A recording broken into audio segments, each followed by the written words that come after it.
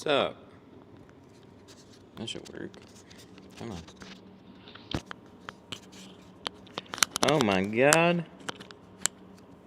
Why is it not connecting now? There we go.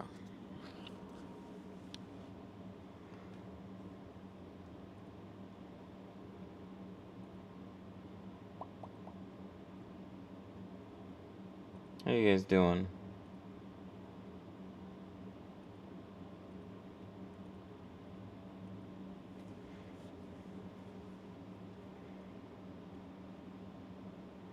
I gotta see if I can set a default thumbnail.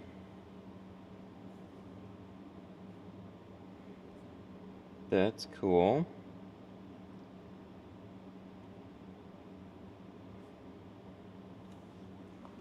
Hey dudes. Alright. So this is like part test right now. But I will have a Chrysler 300 here. But we're trying to do both TikTok and YouTube at the same time. And I have a new software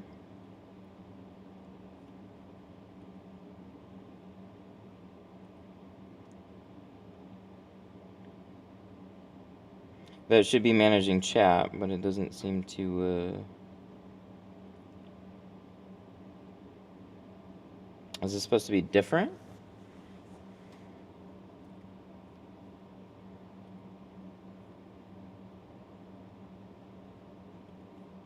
Settings. Accounts.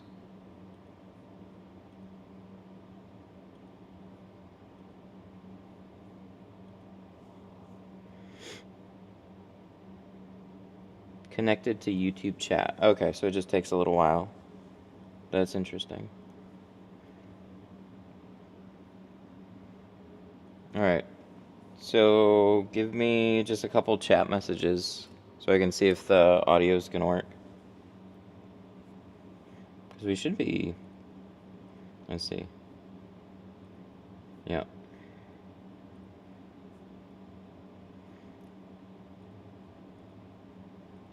Oh. What percent on the Chrysler? I don't know yet. We'll be here.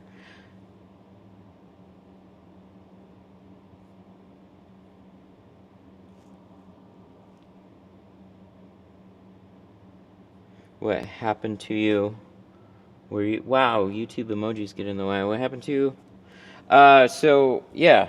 My wife is pregnant. We have kind of been out of the country since November. I've been back periodically, and then we just all got back earlier this week. So I'm like 13-hour jet lag still.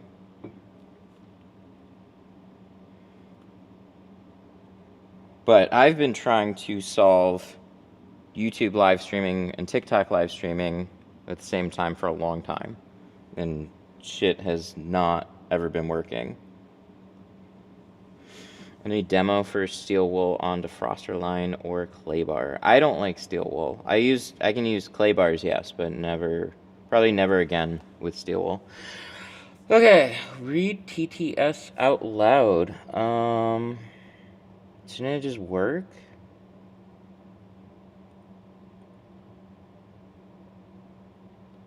Show timestamps, use alternate. See, I've never used this software, so like you don't know. Ding when new message comes in. I guess we'll try that. I'm also new to like Windows 12. Oh my god, it's working. Okay. Sweet. That's so cool. Because one of the hardest things in this whole setup, minus wireless cameras,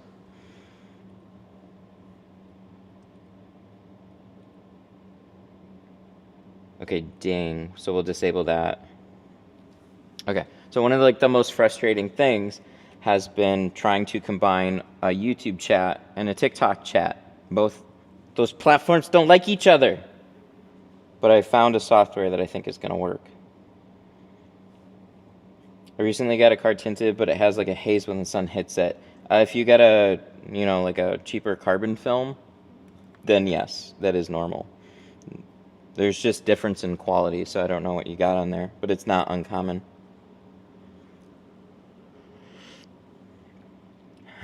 I was only joking. We went to the Philippines.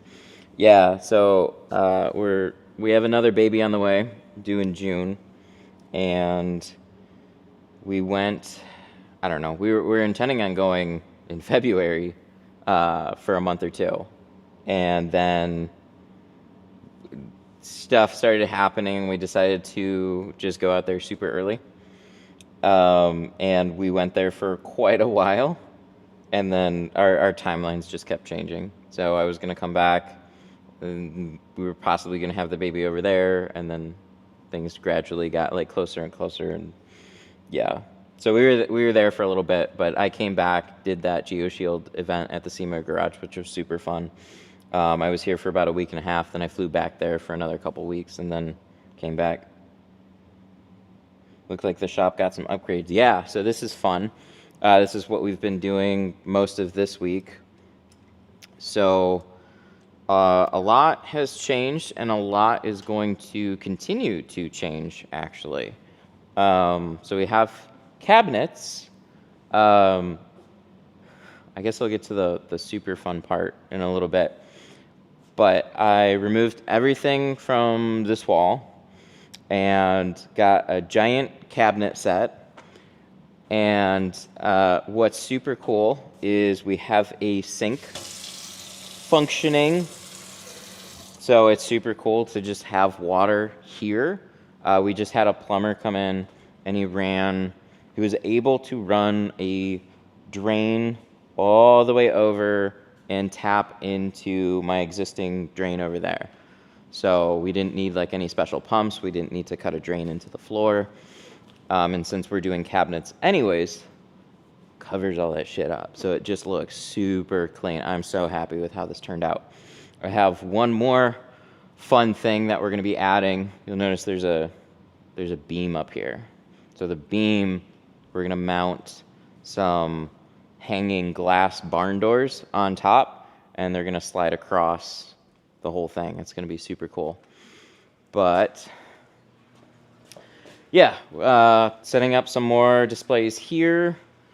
GeoShield just sent me their new 6-sided heat box, which is cool. We have this fountain display. I put a couple fountain displays here, so one of them is going to be one is ceramic coated and one is not. But I got to top it up with some water. There's just a whole bunch of stuff going on. That doesn't even get into the real fun stuff. We just talked to a couple contractors this week, and we are going to be doing a whole loft setup. So we've always had this upstairs area, but it's just drop ceiling up there. So we're going to be building a whole like loft out here up to this point, and then we're building a loft up there. We're going to be adding paint protection film over here. So we're going to have this entire bay extend all the way over here. And then we're going to do a flat glass training wall over there. So we got a whole bunch of super fun projects coming up.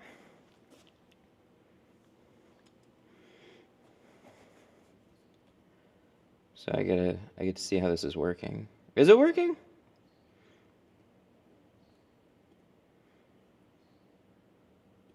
Hey, look at that. It is working. I haven't been able to see actually how the quality of this is. Okay, another thing I want to do real quick, microphone test. So this microphone should be connected. So if I walk farther away, audio should be okay.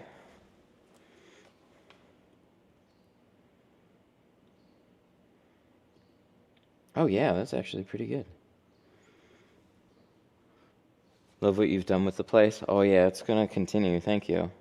So I've got a car that's scheduled. I got a car that's scheduled for 10 o'clock. So it should be here any minute, maybe 10, maybe a few minutes after. But I wanted to get this going to see if we can do that. And then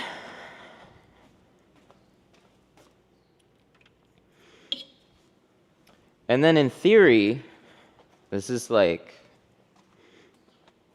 guys, I've been waiting for this camera to get fixed with a software update. GoPro overheats after 30 minutes. DJI came out with the Action 4, so that's what we're streaming on right now. And when it first came out, live streaming was completely broken. And I have just been waiting and hoping that one of these companies will have a software update that'll fix it. So it's just 100% off of that camera right now. So we're kind of going back to how we used to stream on the old GoPros, but the GoPros, the newer ones, which look better, just overheat after 30 minutes. It's super frustrating. So that one should be fine with no overheating issues. And then we're going to stream on TikTok. So the nice thing is I have a like a neck strap here, so we can still do a lot of the POV walk around cars. So take this off of that, and then sometimes we can just pop it on here. But we're going to try and manage both TikTok and YouTube at the same time. It's going to be fun. Yes, clear and loud. Cool. Do you always double cut for every single car that comes in? Most of the cars, yeah. It's just an efficiency thing. Sometimes on frameless doors, I'll individually cut them, but for the most part, it's just, you know, keeping some sort of pace with it, and the patterns still turn out like everything lines up really good. It's one of the easiest things, or it's one of like the must-need things if you want to really keep an efficient time. So yeah, we'll get to stuff soon as it comes in, but everything should be basically set up. I can do my spray tank, which is nice.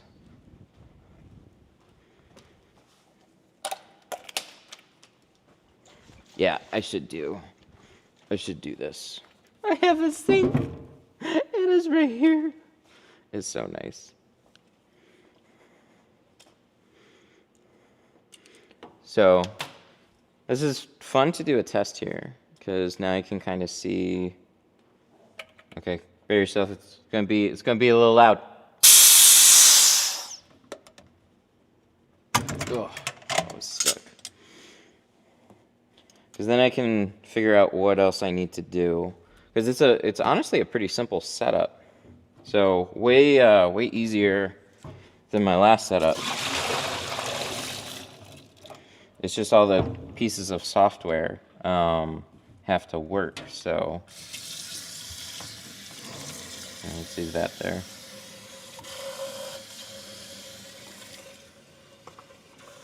And I just got to keep an eye out for my customer too. So still seems like it's okay.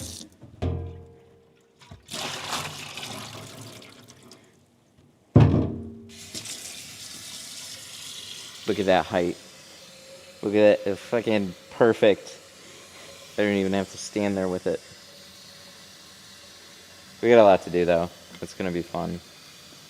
The PPF project is gonna be one of the most ambitious things that I think I've done, because I'm basically gonna try and recreate this entire setup for somebody else to do paint protection film. So we have to basically grow a paint protection film business and everything. I need more tools to do my work. Is it a question? Are you asking like what tools do you need? How long ago did you do the cabinets? We just got them almost finished, like yesterday. So we had them kind of set up, but then we were waiting on the sink, and then we got the sink installed and plumbed up, and then there was just other tweaking things to try and get these like perfectly straight. Then you have to get this backsplash mounted, we had to drill into the rear of the cabinets, mount a plywood board, and then we could screw this in there. And there was just so many little adjustments. It was really time consuming to try and just get this all set up. But we're gonna hang some big glass barn doors on this top beam up here. So that's gonna happen on Monday. And then we're gonna have like, oh, it's gonna be super cool. So we've got this setup right here. So these big cabinets, they're in the middle for a reason. So we're gonna have a 36-inch piece of glass and another one. It's gonna be 80 inches tall, and this one is gonna slide in that direction, and this one is gonna slide in this direction. So you get the best of both. You get cabinets, storage, and then a functioning peel board that you can move across and still get into the cabinets and then put towards the rear of the car, front of yeah. I had a lot of time to think in the Philippines, so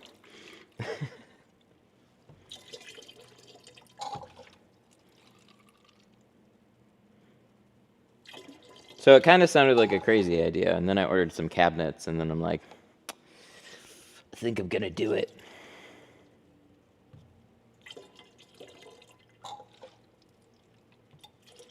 Hope all is well.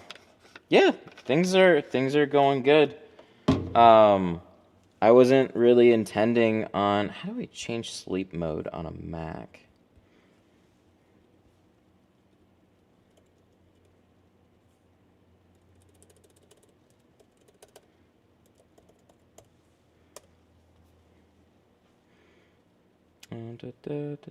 Screen options.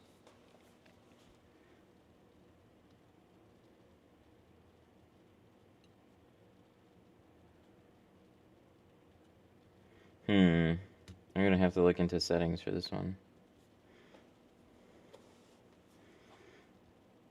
And is there a way to disable?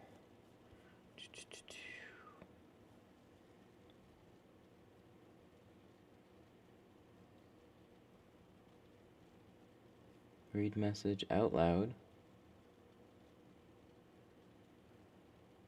Ugh.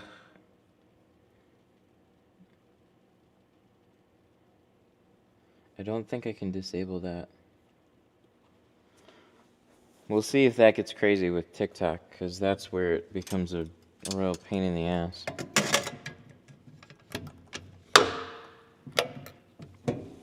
So as I'm using this, there's like little more ideas that I got. I want to see if I can put a airline like right here and just drop it down, pressurize the tank, and then set it where it needs to go. The little things.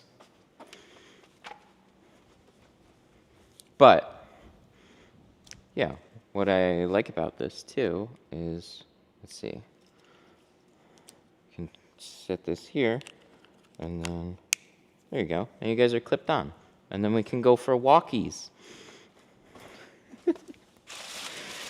So I've still got a lot of work to do, but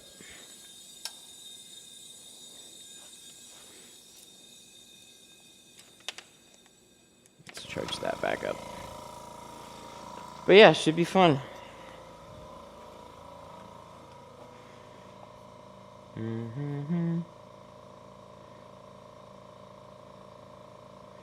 Yeah, look at that. That works. That's really stable. It's just keeping track of battery life and stuff like that. Back like old times on the tubes. We're trying to combine both. So we'll do TikTok. As soon as I get my appointment in here and set up, then we'll try that. Yeah, the tool cabinets. Oh, they're gonna be fun. We're not even quite done yet. So once we get the glass installed on Monday, I think we pretty much have a game plan for what we're gonna do here now. And so we're gonna be extending cabinets and everything. Hello, Tint Studio, how can I help you? Hello. Yeah. Yeah, absolutely. Are you around the rear corner of the building? Yeah, yeah. So drive around to the rear corner. You'll see like a white Tesla out there. Yeah, our signs on the door. Just come on in. Oh, you can just leave it in the parking lot. I'll grab it. All right, I'll see you in a minute.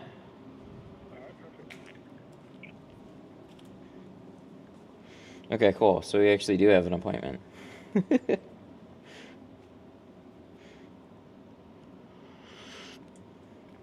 But yeah, we want to, figuring out this big old setup is going to be interesting. So we're going to continue cabinets all along this wall.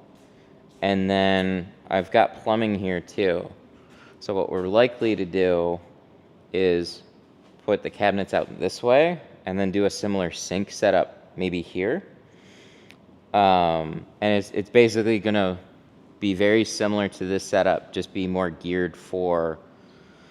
I mean, I think we might have to move the window tint stuff to this section. So that's what we're kind of up in the air. But the idea is to have your dream PPF suite and your dream window tint suite. The only reason we would move PPF to this area is because we're going to do a scissor lift. It's going to be movable, but we're going to do a scissor lift here.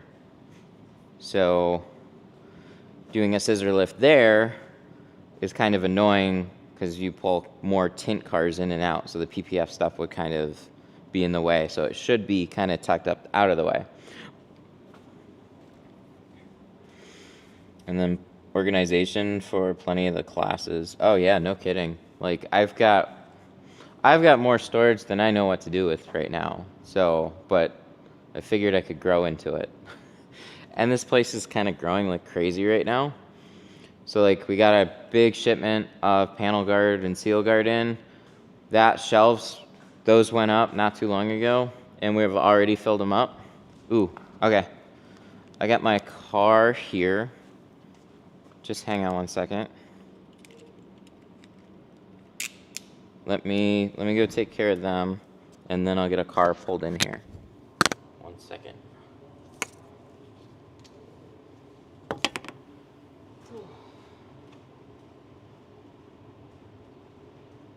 Hey, how you guys doing?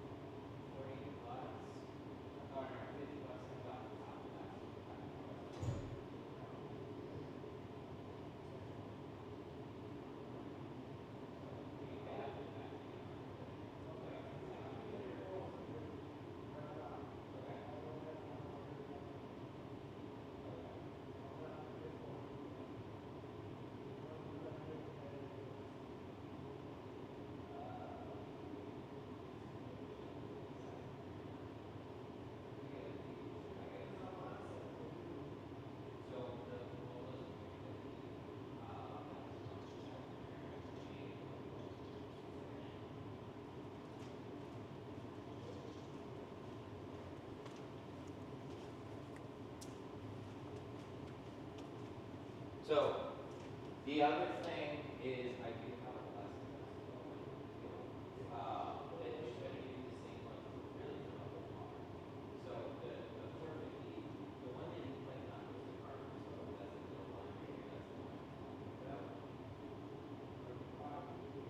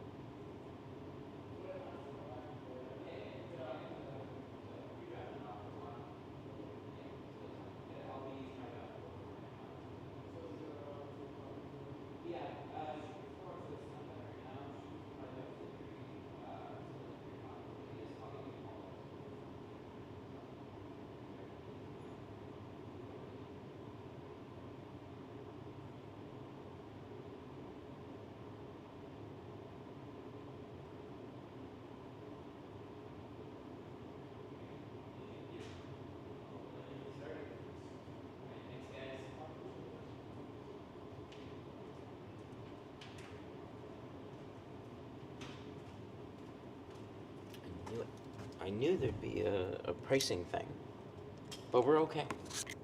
Oh yeah, I gotta use this thing.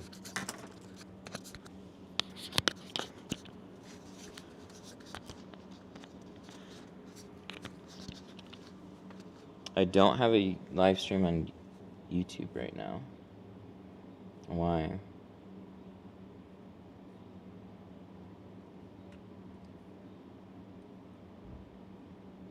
No, it's up. Okay. Sorry, my software. These are the fun things that you find out about. So let me... Displays? How do you switch timeout on a Mac?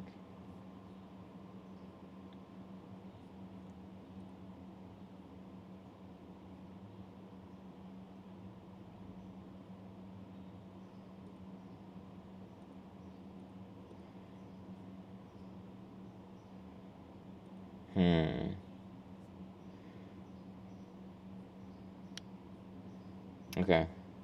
Maybe if I full screen it, it's not going to disappear, but then I don't get to see chat.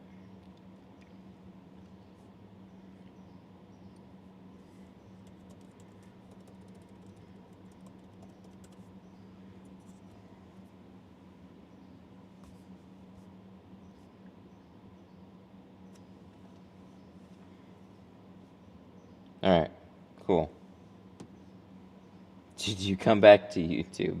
Yes, I get a contract with YouTube. I'm just kidding. I've been waiting for technology to get better so I could do both.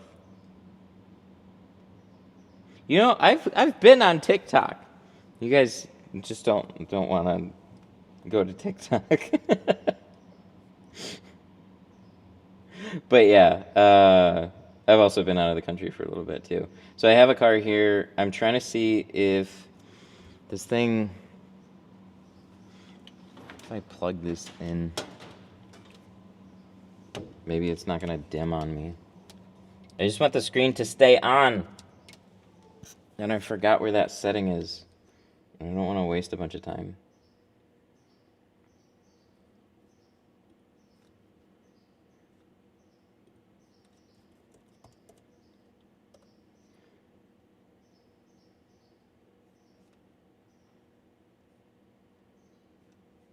I've tried catching you on TikTok.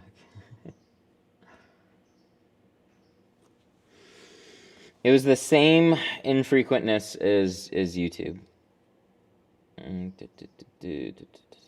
So where would it be?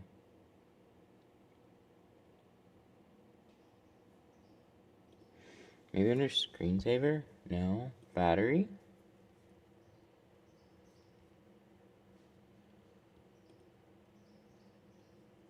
Battery settings. I'm in battery settings. You don't give me like sleep? What do you call it? Prevent automatic sleeping on power adapter when the display is off. Okay, but can I just like screen on time? I don't know. Alright, let me get this car in here.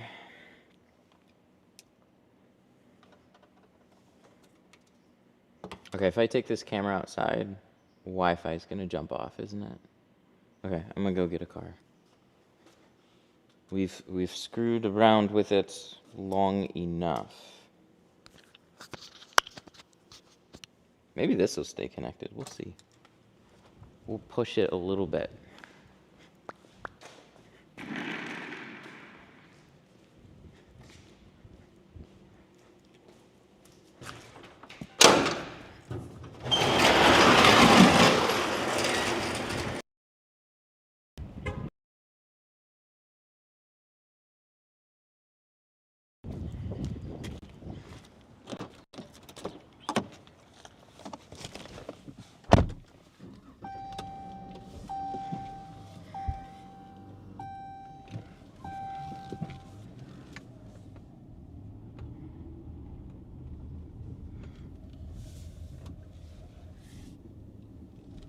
$300. I like these. I haven't been able to tint one in a very long time. We'll probably need a battery thing for this one. But let's do this. Then we don't have to carry around a thing for too long. And then once we're all set up, we'll try TikTok too, and we'll see if this thing lights on fire. Power settings. Siri power settings. Yeah, we might have to. It's so dumb though. I didn't think I would struggle to find just the screen dimmer.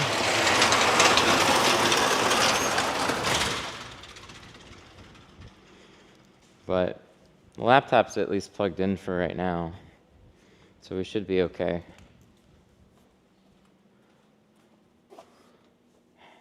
Damn. This actually looks really good.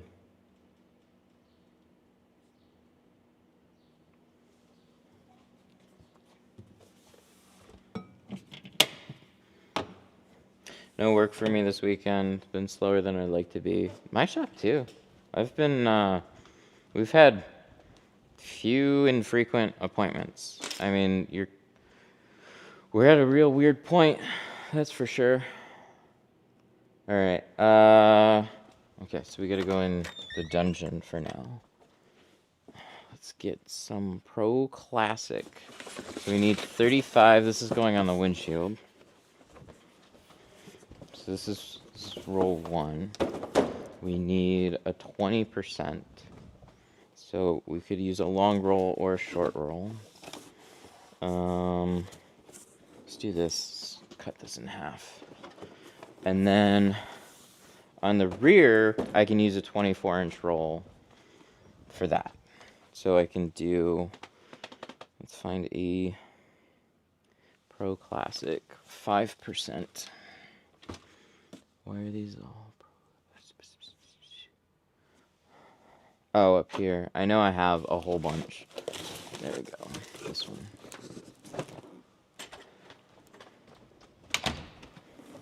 Okay. So we got some rolls. But yeah, shit's been slower for me too.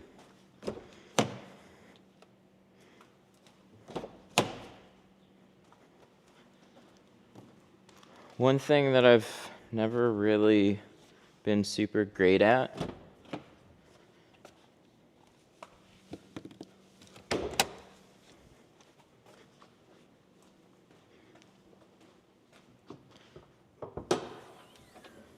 I'm going to put a charger on this thing too. But yeah, one thing I've never really been good at or strong in is the local marketing side. And I'd say that really shows this winter. I mean, inflation, there's not as much work. And I know a lot of people, like it's not just one person, a lot of people are slower. That's just how it is right now. So you kind of have to do everything that you can to get business that the type of business that you used to get. Okay, so we good? Yep, we are very good. We got the charge. Windows down, we're gonna tape this up.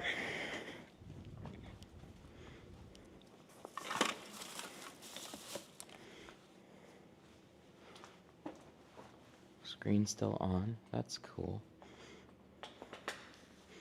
This door looks like it's been removed at some point. We got some, that panel looks like somebody pried back on it.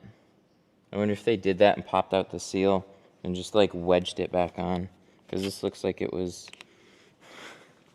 yanked off, or I just haven't seen a 300 in a long time, so maybe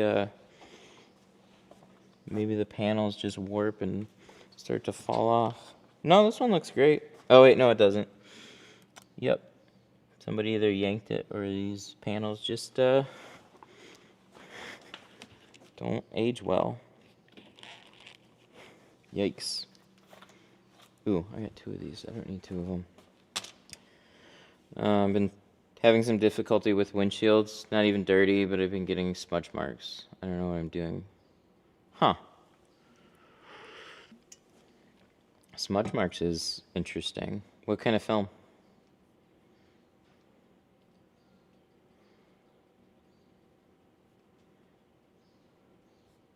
I want like a 50-50 screen. I need my like YouTube chat, but I also need to monitor it. So that's something I gotta figure out here. Helios. Okay. I'm not sure offhand. Usually smudge marks are only if the film sticks somewhere. So like as you're placing, if it grabs anywhere. But sometimes they're not. That's like one of the few things that sometimes isn't even worth. Like there's not really an issue from it. Because you could see maybe like a light smear mark, or like where the glue grabbed a little bit and shifted. But they should basically just completely clear out after it dries. I can't guarantee that, but like if I'm thinking of the same thing, then that's usually the case. Because like GeoShield's glue, sometimes you'll hear it grab the glass as you're shifting it into place. It doesn't cause an issue. That's what I figured, but I have so much water that I have no idea. Yeah, and you probably already know this. Either, like my first recommendation is just like if it's sticking anywhere, it's like you either got to address the glass or just add a little bit more soap. Because it should slide around fairly easily.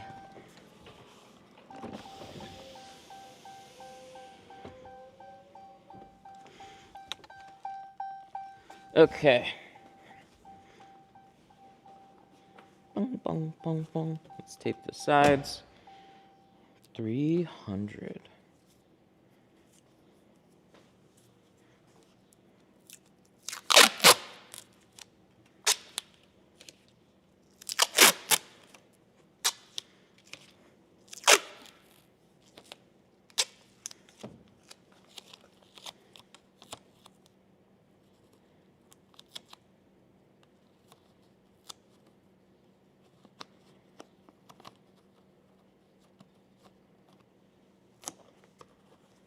There we go. Let's wrap one in there.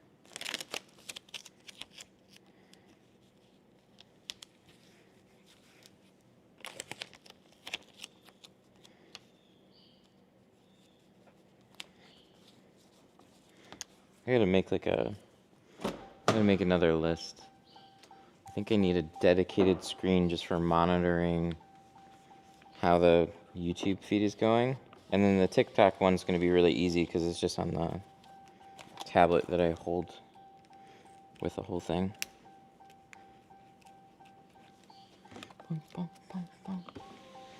Let's raise that up.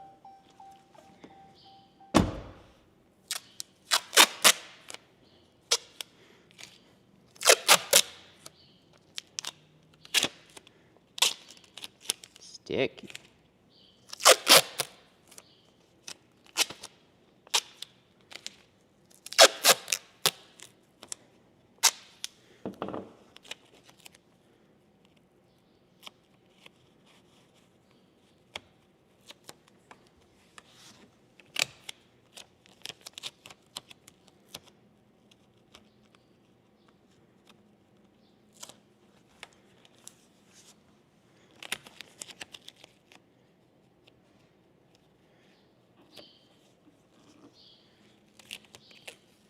Yeah, I'm gonna have to see if there's a way I can disable some settings.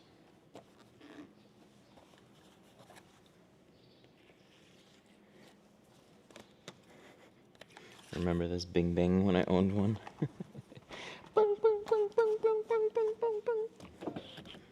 Yeah, no kidding.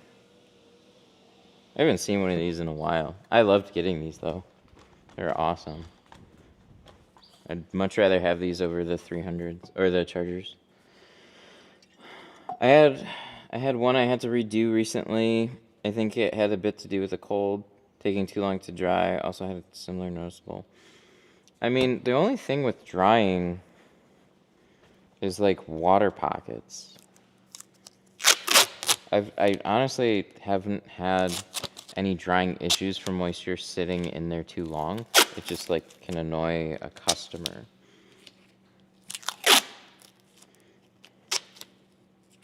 So I haven't used their film in a long time, but basically it's like if you're doing everything well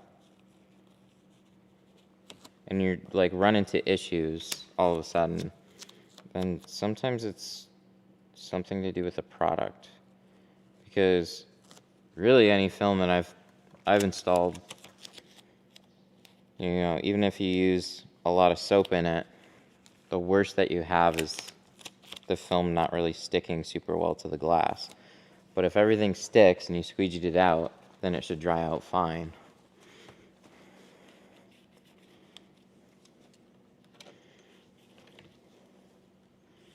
So, I know they have good films, but I know they can also have issues with films too. So, it's hard to say for sure.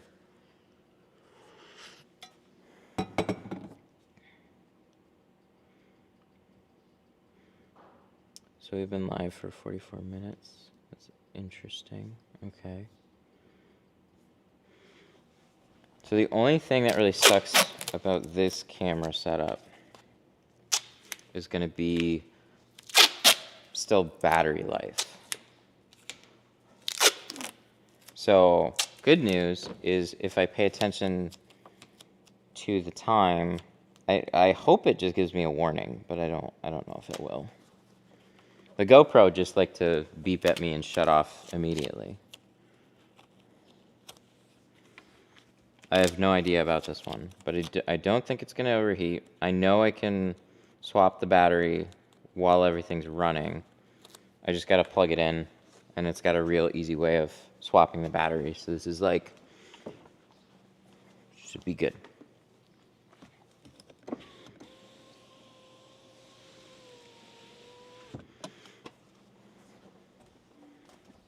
I've been tinting for a year now. I'm 17. Definitely say your videos help me get a lot better. Oh, appreciate that. That's awesome. Okay, we gotta change this blade too.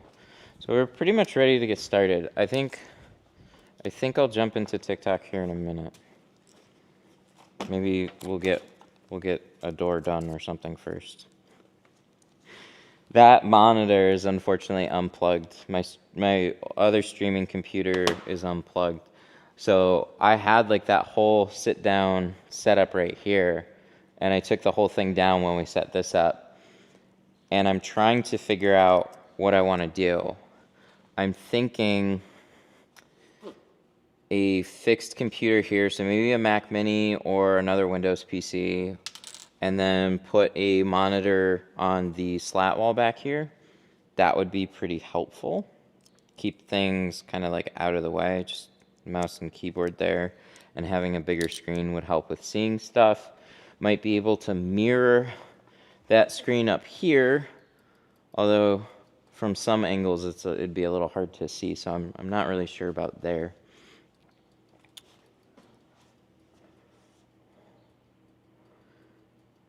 The most annoying, like, I'd love to have a monitor there, maybe over there, maybe behind the car, and then I don't really ever have to worry about it. I've been doing things like this for so long, and I still don't have answers on how this should be set up perfectly. Because then you have to run a lot of, like, cables. There's no good wireless solutions for multiple monitors. So it's just keeping everything like clean and functional. Maybe just do maybe do a center thing up there that's like a theater or whatever. Not a theater, a stadium. Do like a stadium screen.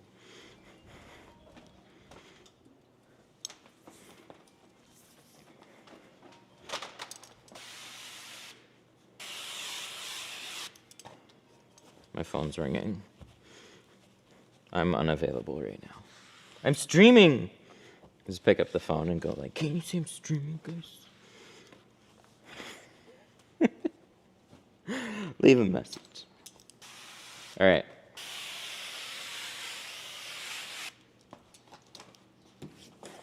I like the new setup. Thank you.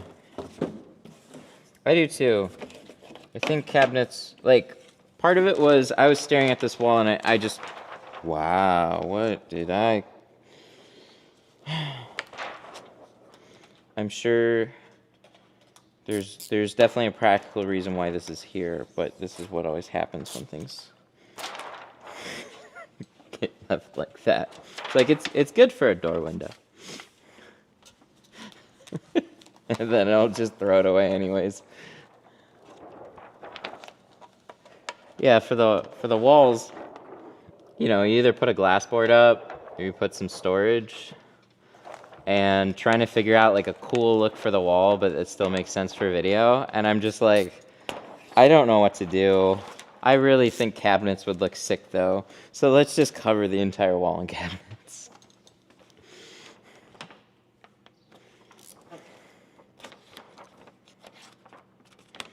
Okay, so we're gonna double cut this one like the good old days. But how's the camera been? I feel like probably some angles are a little bit difficult because it's not on my head. But as far as quality goes, I think this thing looks friggin' awesome. They've come a long way. That's why having like a live monitor would be really helpful, because then I can kind of see what you guys see and make some small adjustments on the fly. Otherwise, I'm just guessing.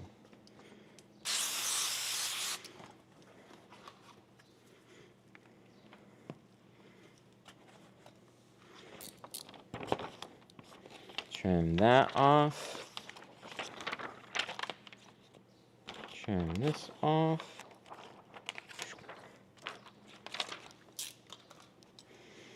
Is the sink functional? Hell yeah. Dude, yep. I'm so happy. So there's no floor drains here. So it actually, like, we had a plumber come in and he was able to, the drain over there is low enough. So it's 100% functional with hot and cold water. Whoa. I thought I was going to have a super janky setup.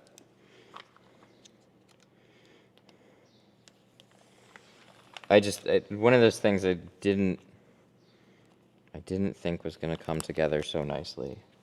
Because I ordered the cabinets, and then, like, I was sitting on it for a little bit, and I'm like, they have a sink. It's kind of dumb expensive, but I really want a sink. And then I just, like, you know, you're just in that mood. You're like, fuck it. And you just go for it.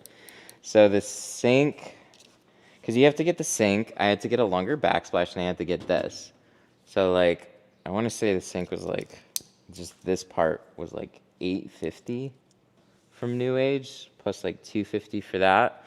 And then the plumbing was another $850. But I got a sink! I'm so stoked about it.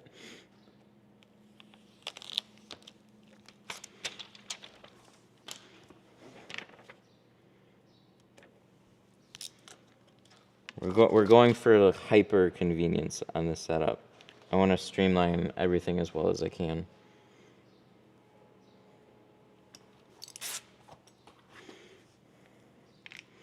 Where have you been for so long, was it mentioned? Yeah, but we'll have people filtering in and out the whole time. I was out of the country. My wife was pregnant. We were back in the Philippines. We had just scheduled a vacation to go out there in February and stay there for a couple months, so we could just spend time with her family and go do some stuff over there. And then the next day we find out she's pregnant. And then, you know, morning sickness starts kicking in real bad. So we just completely switched the timelines, and I ended up, like, leaving, like, in like a week. That way she could be with her family, her mom could help take care of her, and because food is the biggest thing, is, like, trying to figure out stuff that she can eat. Because, oh man, it was rough. It was really rough. So we just completely adjusted timelines, went over there, and then I'm on, like, a first name basis with Delta's flight rescheduling people because our plans have changed 5,000 times. But we're pretty good now. We're all back, and it's not really business as usual because we have a whole bunch of projects that just kind of, like, popped up. So we're going to be getting into paint protection film. We're going to be completely renovating a lot of this shop, adding a PPF bay, adding a loft area, and also building a flat glass wall. So that's going to also include flat glass training, paint protection film training, a paint protection film channel,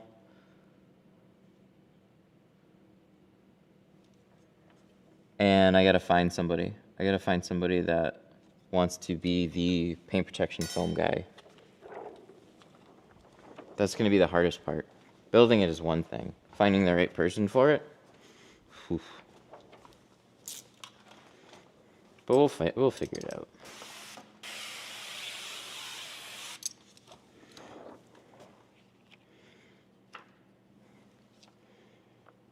Is it this side or is it this front side?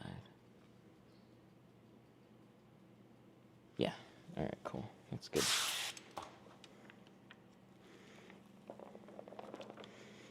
It's real nice to have a wireless camera, though. I like that way more than TikTok. So I got some freedom.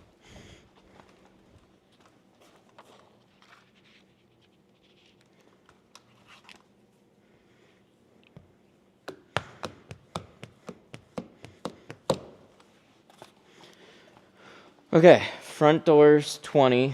Then we got to do the rear and 5, and then 35 on the windshield. I say that also as a reminder.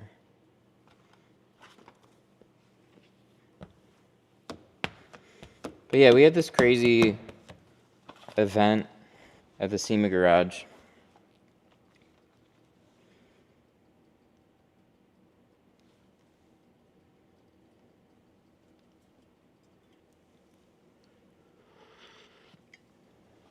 Are we still good? Okay, cool. Let me see if I can see the battery life on this thing real quick. Oh, I can. Oh, that's cool. But the front screen doesn't work? Wait, hang on. Oh, it does. Okay. Oh, that's cool. All right. So this might be easier. The mount on these things are super convenient. So I can just like, it's got a little, you guys got like a little magnetic clip here. So I can just like pop this off. And then just put this back on. And then, oh, it's so much better.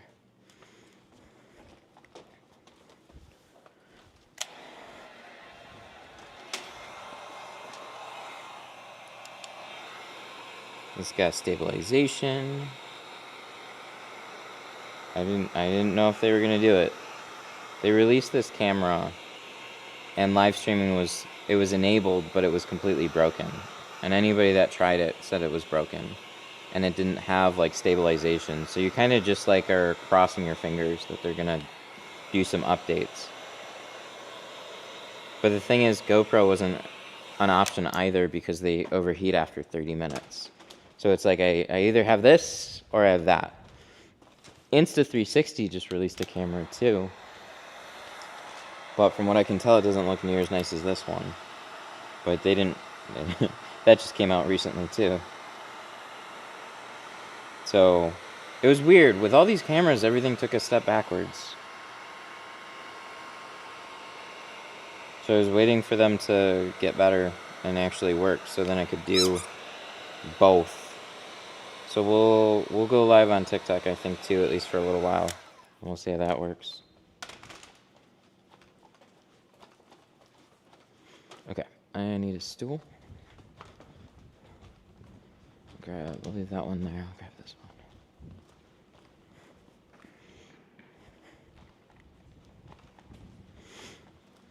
one. Clay bar. Oh, shit. I just opened. Oh, I did my classic. Get a clay bar. I don't even know where I put it. It's probably stuck to something though. I'll use this one though.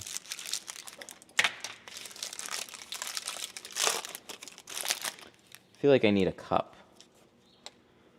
A cup that I can just leave some hot water in.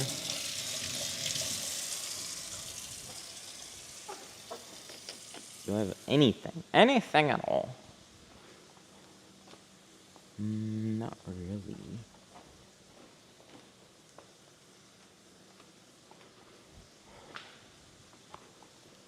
I guess this could work. For now.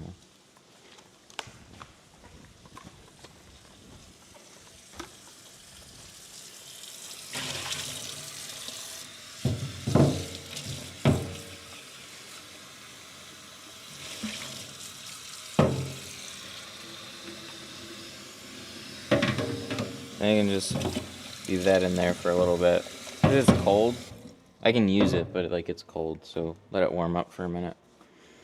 And then we need, we need some razor blades. We're gonna have to, maybe that chair? Where'd Mark put his stuff? I thought he had all his tools. He must have moved them.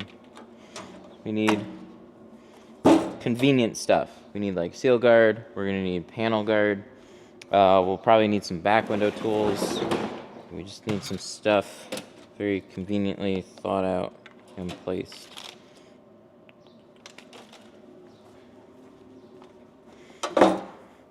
Aw, Daniel Reyna with the super chat. What's up, man?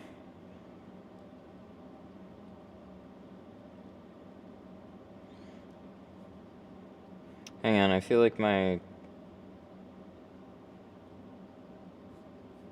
Sorry, I didn't realize my headset was not working here.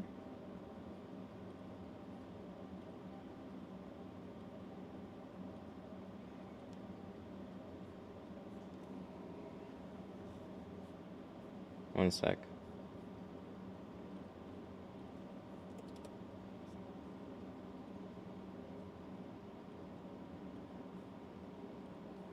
That's goofy. I feel like we won't use...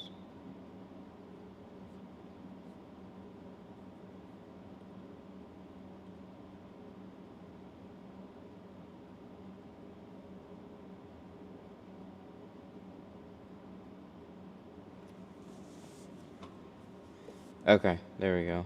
I guess... Huh. But thank you for the super chat. I appreciate it. Okay, my headset's working now.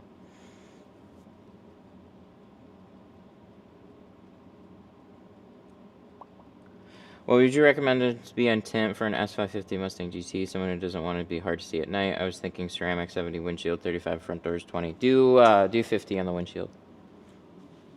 70 is not going to look tinted at all, so if you want an untinted windshield, 70 also generally has like this a very similar coloring to the glass.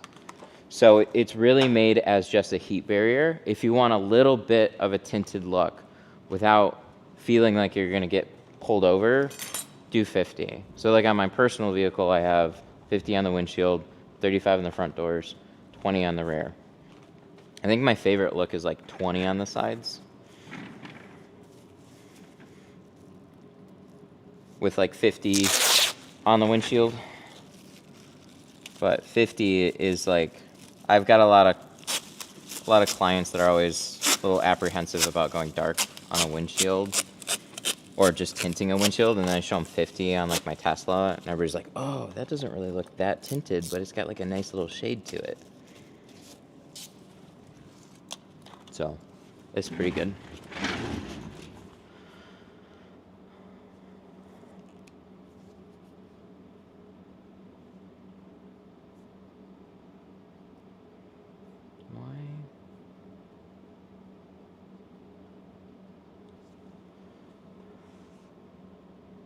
This is goofy. I don't know why it's pausing.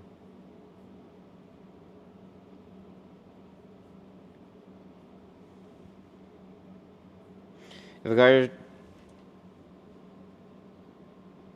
5 or nothing. If a car doesn't look like it has tint, can it still? Yes, it can, but it's usually pretty easy to see. I would just roll down the window. So if you're not sure if it's got tint or not, just roll down the window and you'll usually see an edge gap right up here.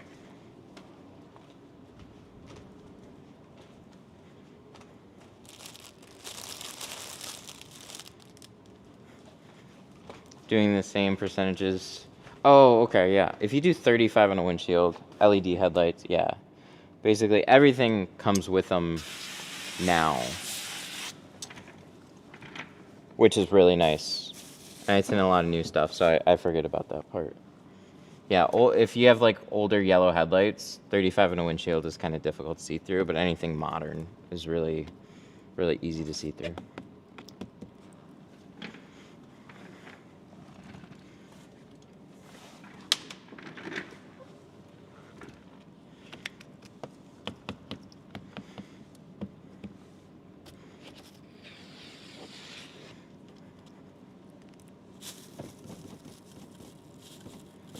Throw this down.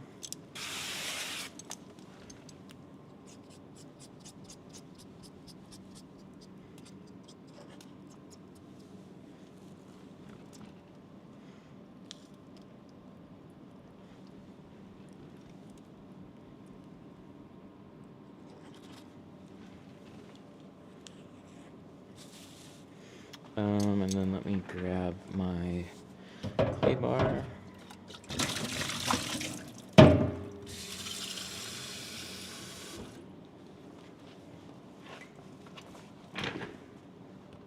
Can I put a sink on both sides?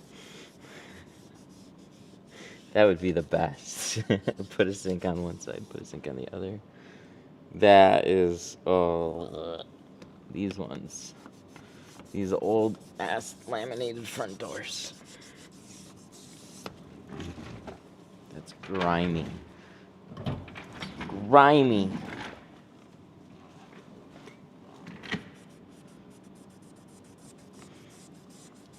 That's where a lot of dirt comes from. When you're doing stuff and you have laminated front doors, when they're not new laminated front doors, that little glass sandwich and so much dirt can just like wedge up there. And then when you're cleaning off your window, little speckles are constantly getting flushed out. So just keep wiping it down until you're pretty clean.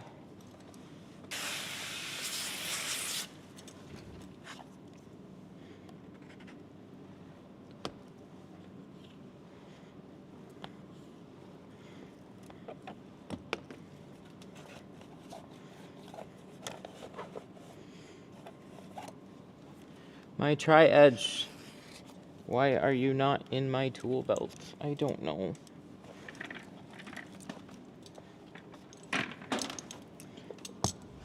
I don't know. But it's like my most important thing. This one? How are you? Nah. Nah. There's a reason why it's there. We gotta go shopping. Let's go shopping. There. There's a new one.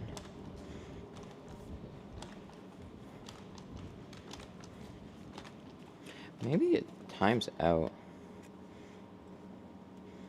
How are you this unorganized?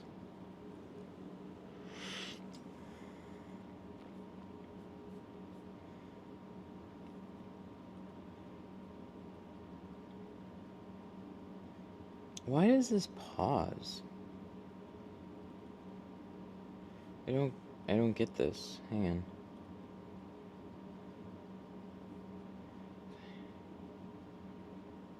Show badges.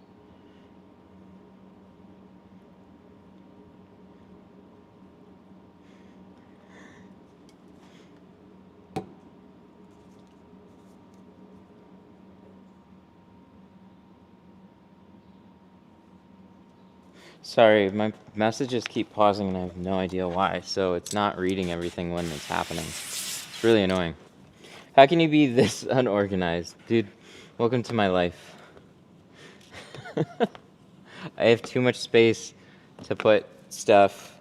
Actually, we just got these cabinets installed too, so like nothing has a system or organization yet either.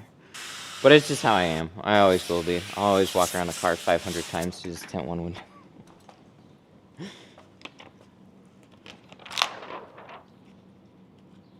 But yeah, we're going through a big renovation phase right now. And I just got back on Monday. No, Tuesday? Tuesday. This is my second car since I've been back. I didn't even know I had an appointment scheduled for yesterday until it walked in, and I'm like, ah, shit.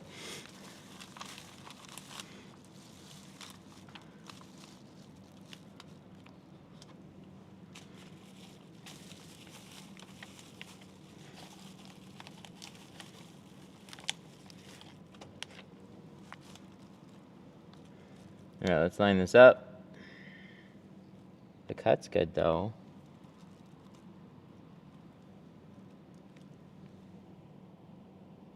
So that's nice. Maybe we'll be able to tint a window, okay.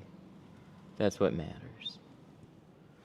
But yeah, I gotta figure out this software situation here.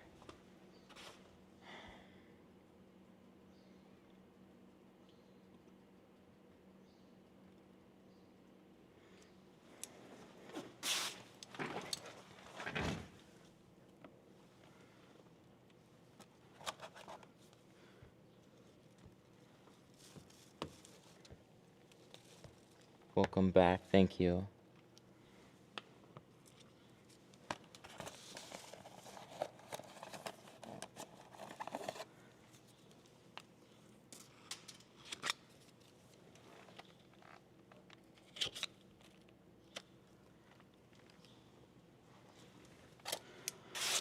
Ooh.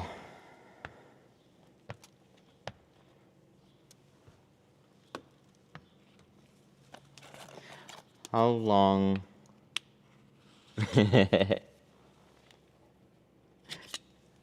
You should put mirrors on the other side, then it looks like you have more cabinets. Yes.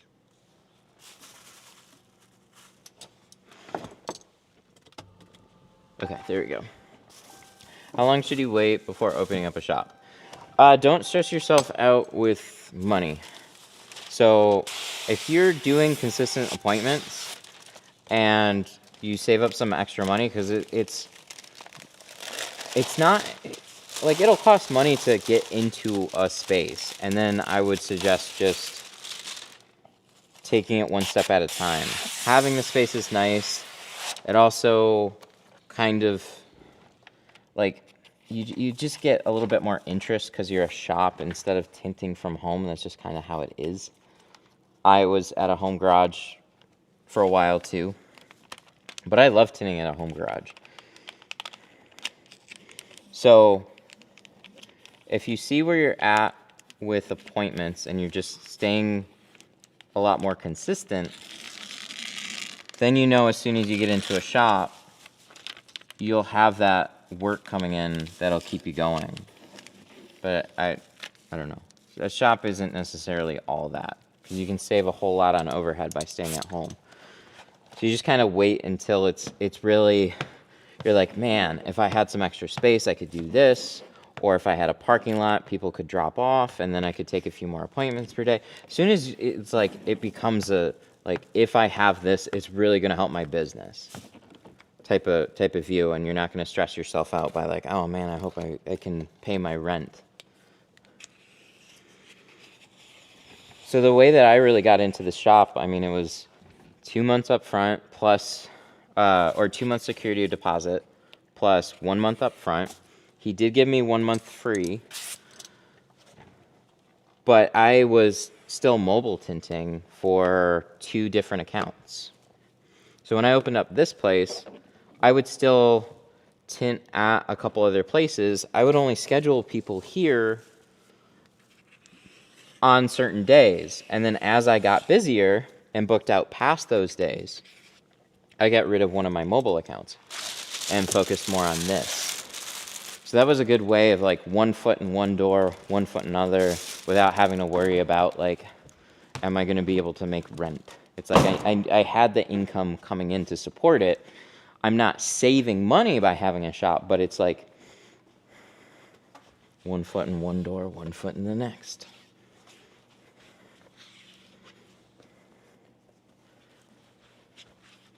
What Lexan film is good? Pure Max was decent. That's about it. I wouldn't really recommend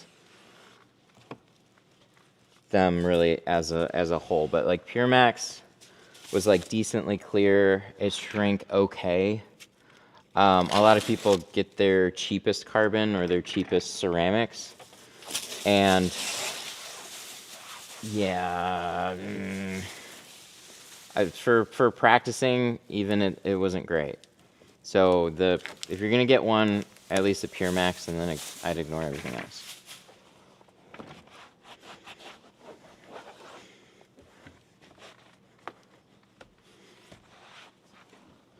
Sweet, let's check this one over.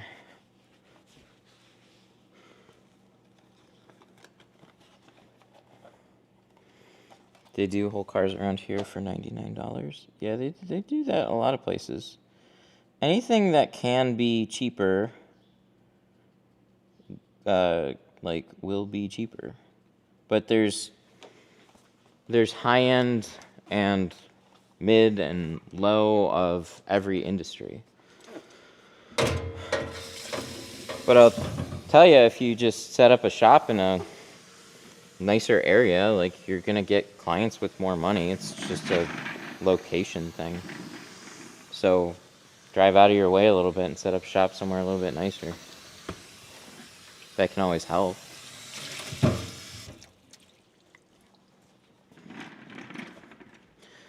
Okay, so we got a 20 on that door. I have the other one cut out, and then, what am I waiting on TikTok for this? Do I really want to go down that road? I feel like this pauses or something.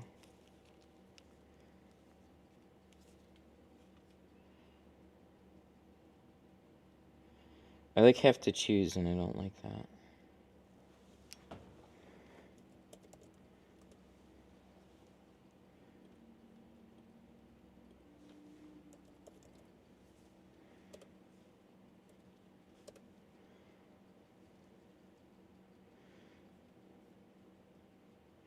I wonder if there's a way I can...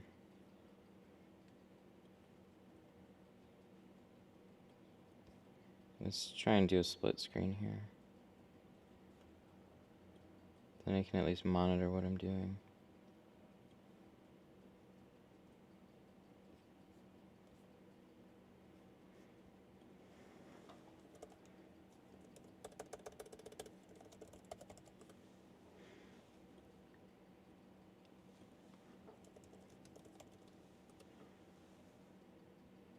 I feel like I'm gonna get a Windows computer for this. Just because my chat software. But I'm trying to run both, let's put this in theater mode.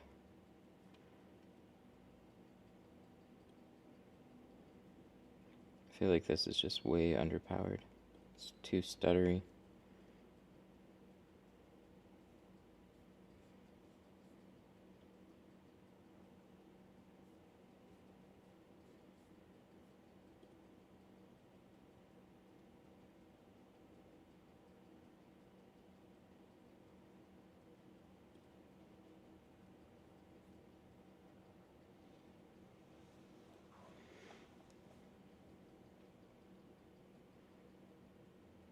Okay. Hope to get one of your classes before summer. Yeah, it'd be great to have you out.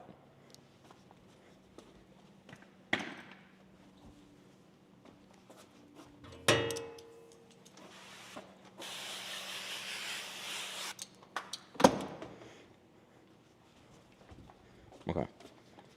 20. It's going back. I was looking for good film to practice with. If you want a cheaper one that's good to practice with, go to Amazon, get T-View. It's like $100 a roll. And it's a dyed film, so it's much more shrinking friendly.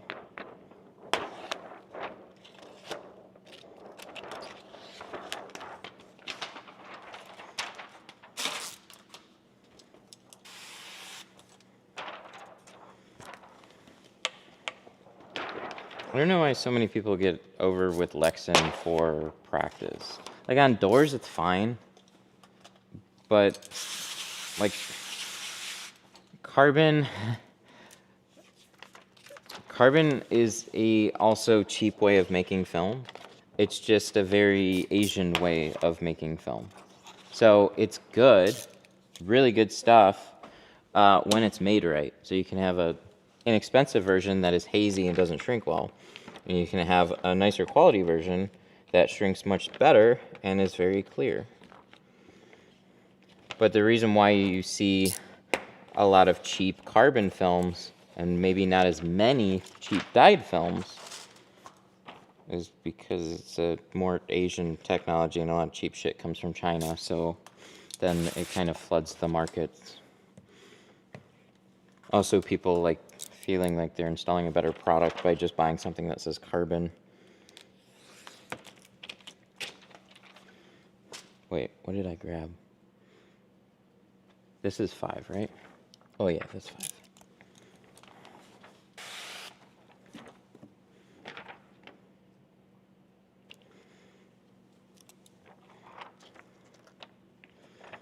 Okay. Camera has not overheated. This is good. I can check the battery life here in a second, see how that's going. I bought a countdown timer, but I left it at home. Oops.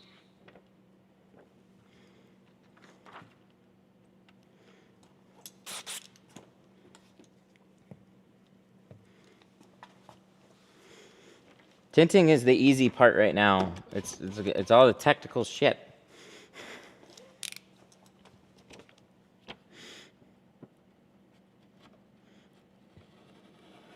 And misplacing things. I misplace a lot of things. I got a full tint job for my Ford Police Interceptor. Got 5 around, windshield 30, 5 razor, and I was all in 530. Did I overpay? No. No, and I would never worry about overpaying with window tint. It's just one of those things, like with a lot of skilled trades. It's like, yeah, you can call a couple places that seem appealing, and you can get some quotes and kind of go from there to get a gauge. But if you're happy with the work, that's just what it costs to get done. There's always somebody that can do it for cheaper, but you might just have a really bad result or a poor quality film. So if this was carbon, this would be $550. We're installing Pro Classic right now, and it's $450. If this was ceramic, I'd be at $700. So prices can range widely depending on where you are, what film they're using, and what shop you're going to.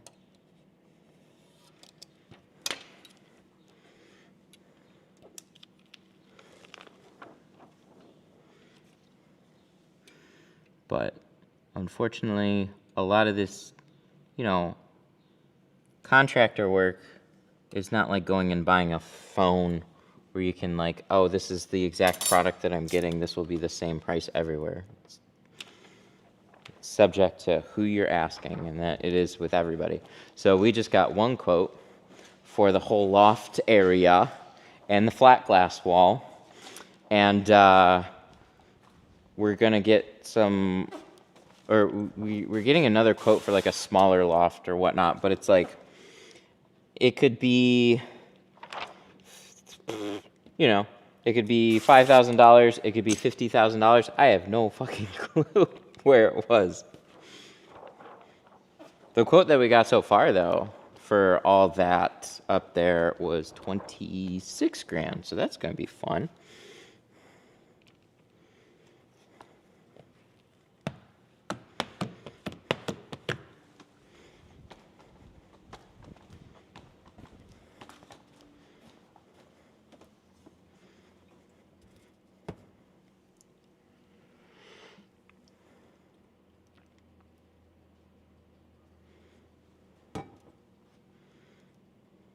When are the Detroit PPF studio streams?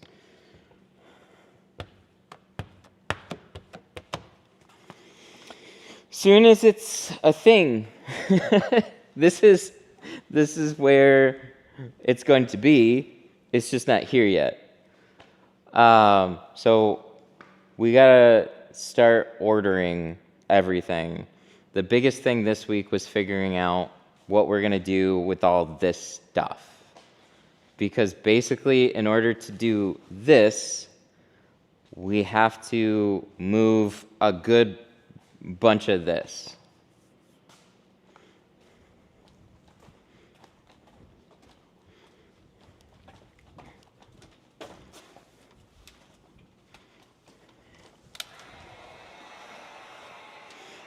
Do you need a license to tint in a home garage? You're going to want to check with zoning and call your city. There's laws against turning your home garage into a mechanic's shop in certain cities. Like, that's why zonings are a thing. That's why you don't see, a liquor store right next to a house. In a lot of cases. Neighborhoods are neighborhoods. Commercial places are commercial places, but there are rules and regulations, and some people can run it from home, but they need to live in certain areas and whatnot. So I said, fuck it, and I just did it. And then 5 months later, I got a notice from the city because a neighbor was calling the city about it. So, I wasn't allowed to do it, but you might.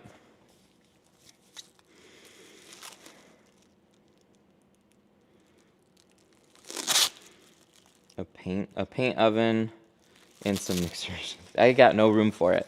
So we are doing a flat glass wall. So we're building a 25-foot by 10-foot wall. And we're going to pepper it with house windows. So this whole back wall is going to transform into flat glass training thing. So we're going to make it look like a house, basically. It's going to be sick.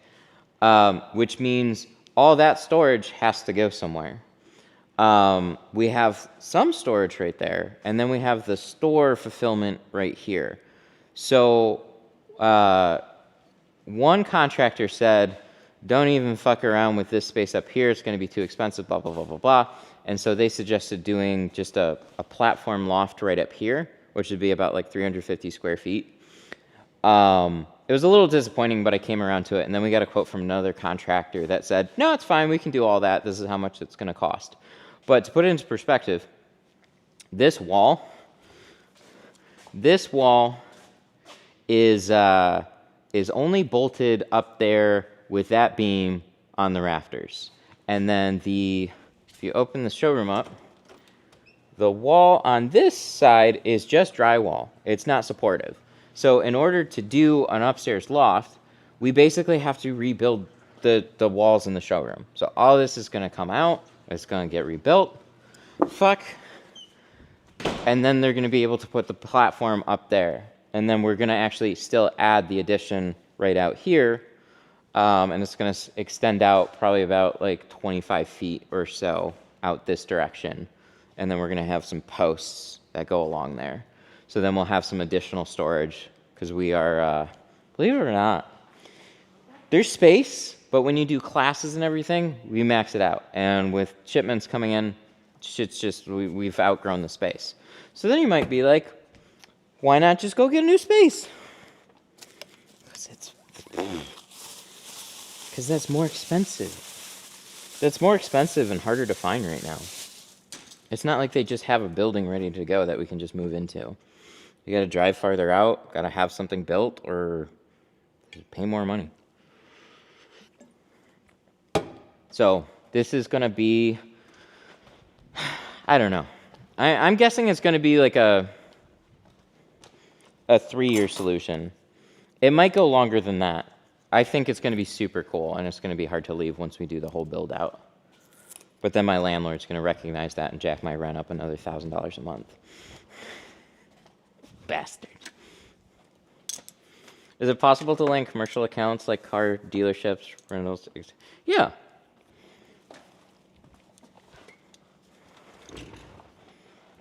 Yeah, I don't have the flat glass business experience, really.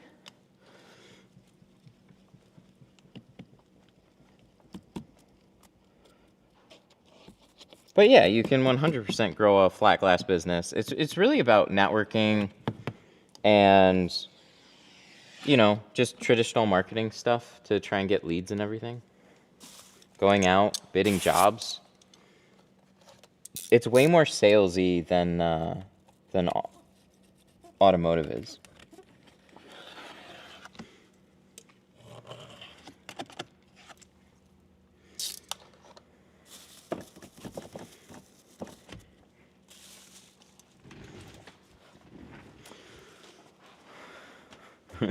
Where can I buy a jet sprayer like yours? 313tint.com. It's called the Tint Keg.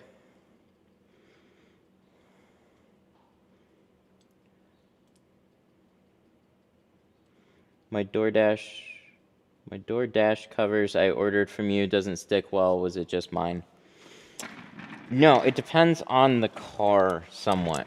So we have a really sticky adhesive, but one of the most challenging things to figure out is like how sticky to make the adhesive, and I keep wanting them to make it stronger, and then they tell me there's other problems that can come with that. So what I would suggest is wiping off doors with like a rubbing alcohol or a glass cleaner, and that can help because there can be coatings on the door panels that doesn't allow them to stick. So they just stick better to some than others.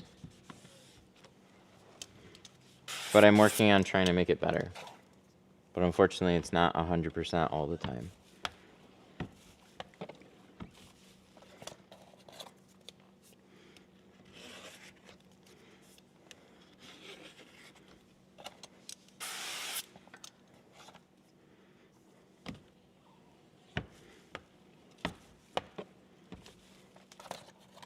Like the good old days. Rambling on. Taking too much time. I wish I wasn't doing a windshield today.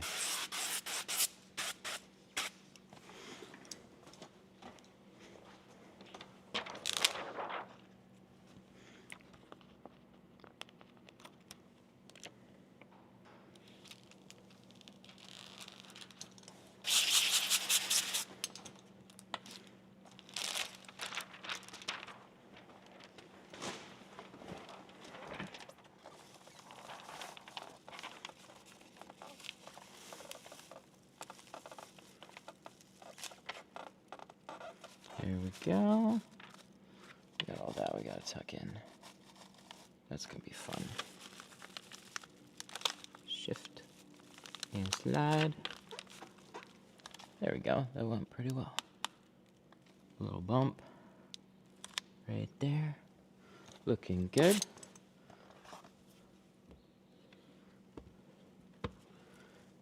But yeah, this year I was pretty sure I was gonna coast. Like things have been going well. And then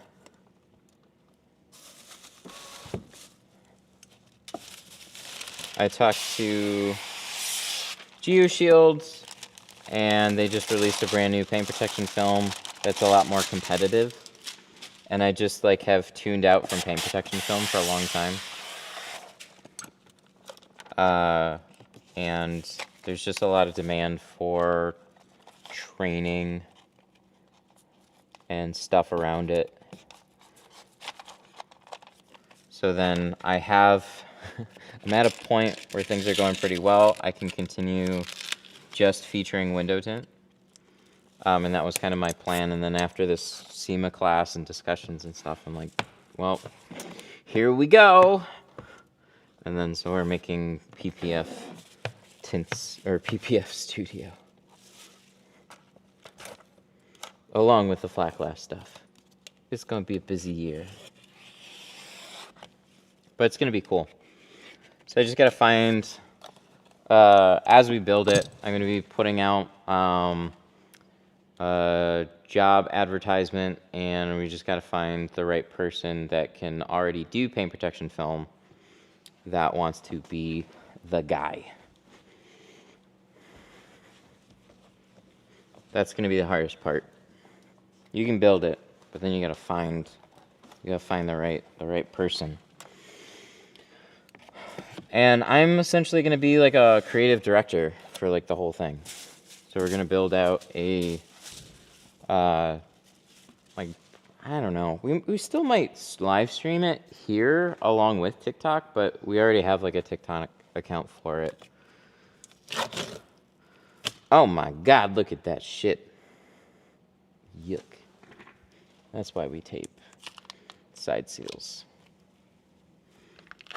Or wax them or whatever. This one doesn't look as bad as that one. That one was terrible. But it's going to be fun.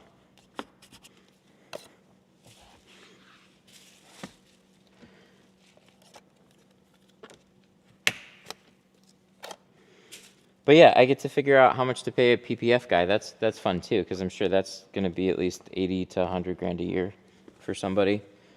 With a possible commission structure, I'm still like unsure how that's supposed to all pan out. Anything to look out for on a 2015 Mustang? On a 15 Mustang, not really. They're pretty straightforward as far as cars go. Nothing unusual.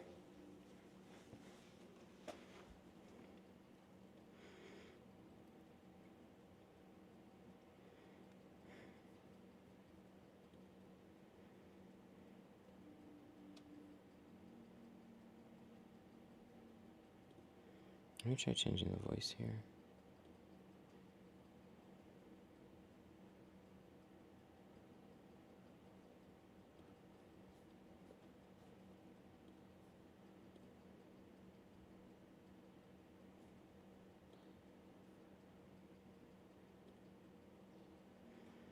I feel like I should have a Windows computer that runs this natively, because this parallel shit, it is working, but I don't feel like it's quite all there.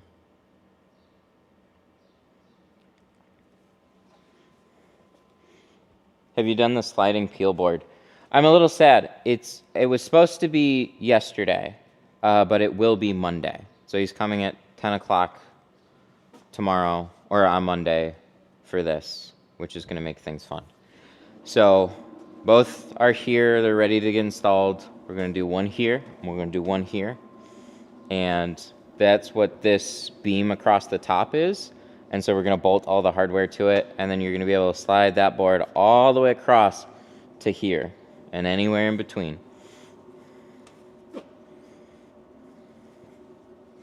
Will the economy will hopefully get better? Oh, I hope. I'm pessimistic about it right now.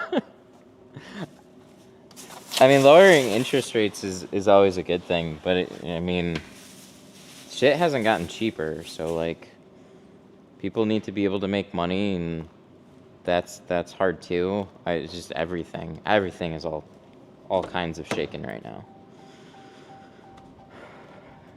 But, well, we'll see. What towels do you use? I have these like lint-free edgeless ones. These are from the Rag Company, 300 edgeless microfibers. These are really good. And that's coming from somebody that bought like tons from Costco. So like the Costco ones leave a lot more stuff behind. They're really good overall, but these are actually better. They're just more expensive. So if you got the money for them, they're definitely worth it. But you don't need them.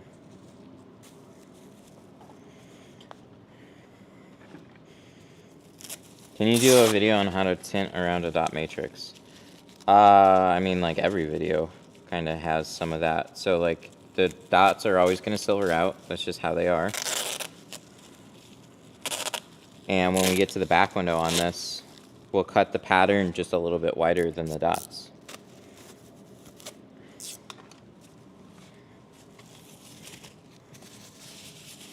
Other than that, there's no more magic. They're not going to stick completely, so they're going to silver out, but they are going to be covered.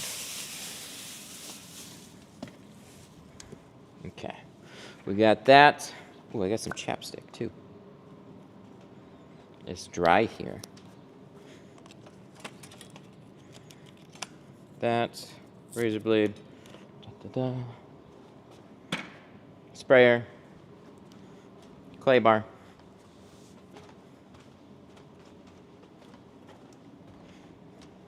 Everything's still good on here? We should check battery life too. Oh my god, this feed looks really good. Okay. Let me see. What's up, guys? No, I just... one tap. Maybe one tap. Ooh, okay. We're going to... Where's my batteries?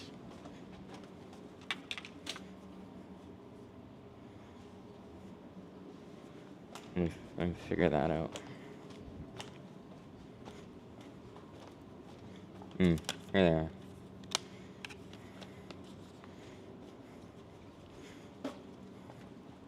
Okay. So, this should be as simple as I get to plug this in.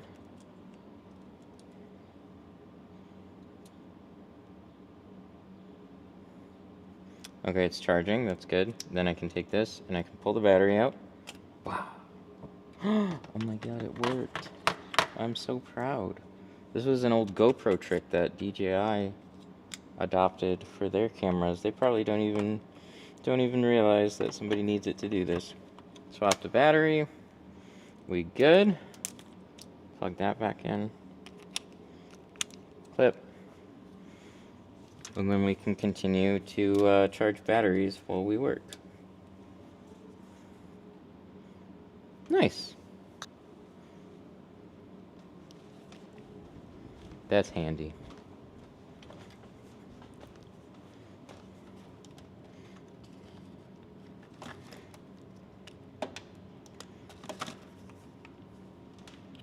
Plug that in. That's charging. Sweet. All right, we got to do the other side. So what was the last thing? I was going to grab the clay bar.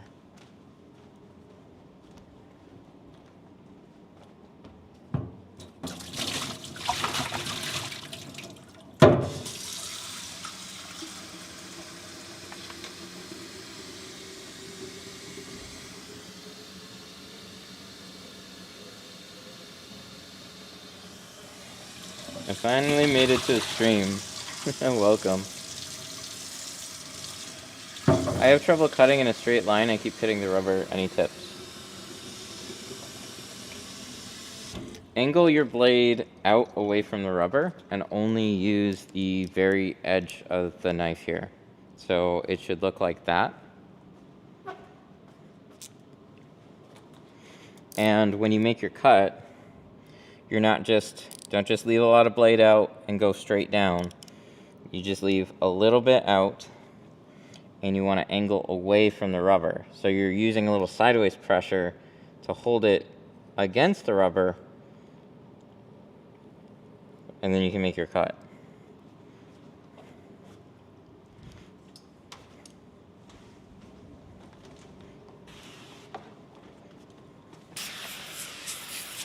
What's the best for prepping a back window and defrost lines? I use one of these. Clay bar, I think, does the best job.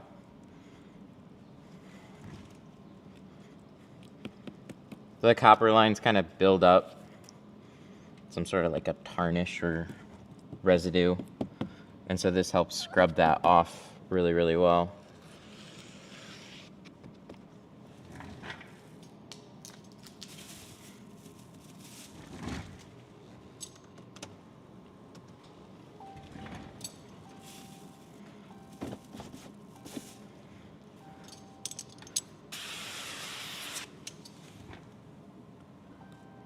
I did my first back window. Man, it's tough. Yeah, no kidding. Hang on. Come on, where's that thing? I need to just throw this stool away.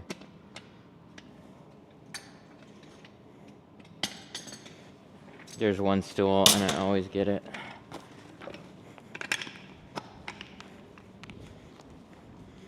You don't have to use a clay bar to do a back window, but if you want to clean the defrosters a little better, that's what they're good for. There we go. I'm taller.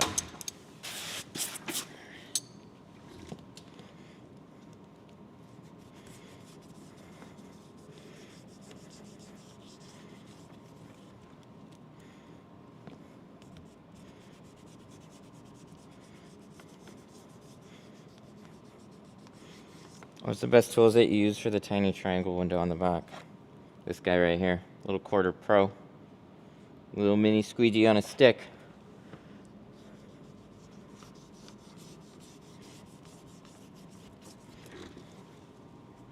Phew, man, these are dirty.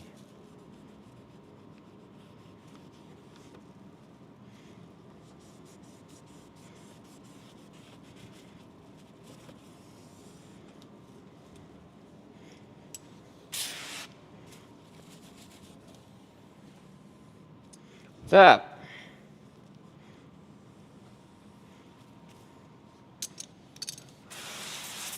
I wasn't expecting you today. Ah. Oh, okay. Cool.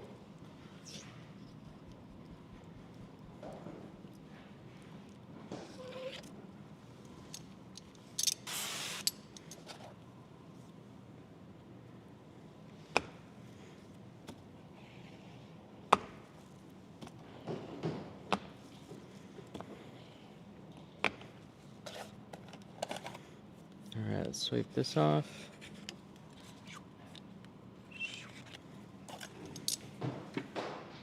We're ready to go.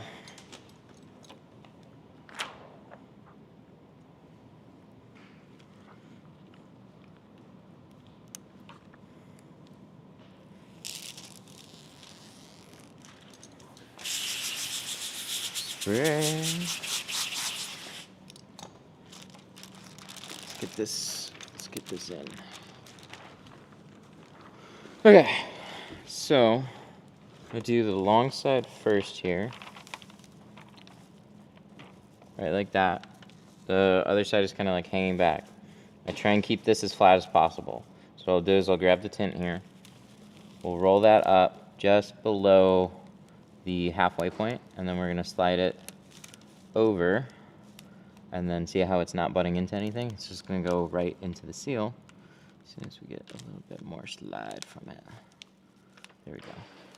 That slides right into the seal. I'm going to go back on the other way, pull this back, flatten this out, roll the tint up. That's nice and flat there. And then we'll tuck into the seal.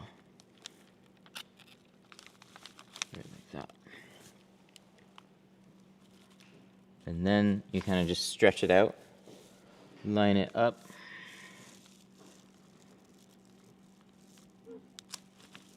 Get as close as you can to the top edge without going over.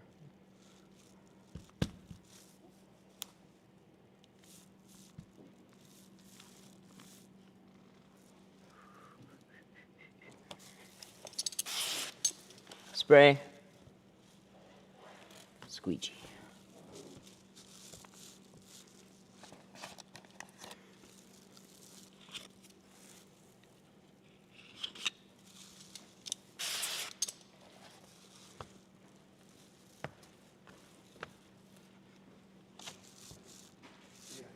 Bye.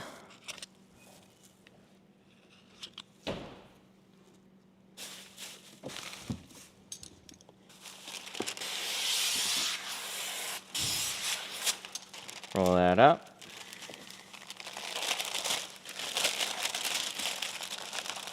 Peel this out.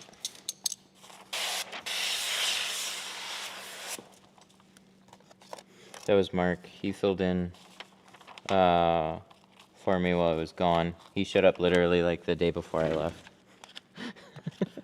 And shit just happened to work out. And now he's here full time, and he is helping me with so much shit right now.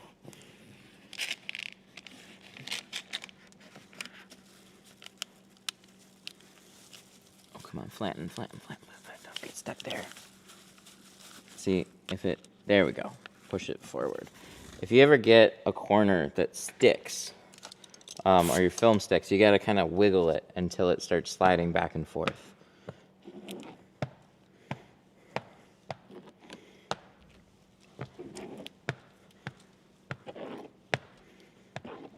Lower corners are a bad spot for that to happen, because if you crease it, really anywhere it's done, but especially the lower corner, it's not going to stay, it's going to peel. But you don't want to bend it too bad either.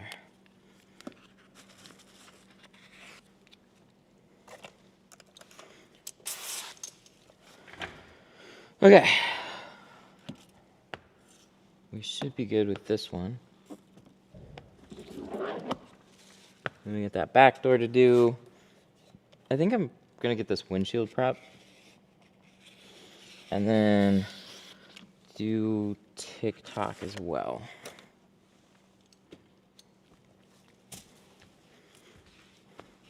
We'll see how that goes.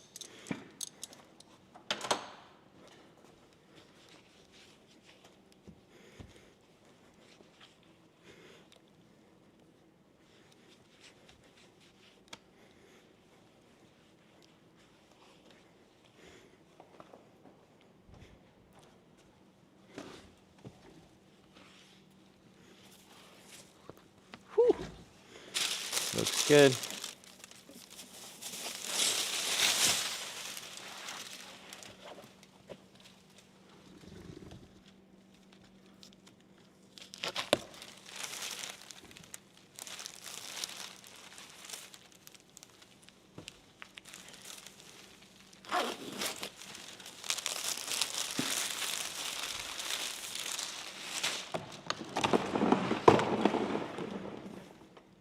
Nice.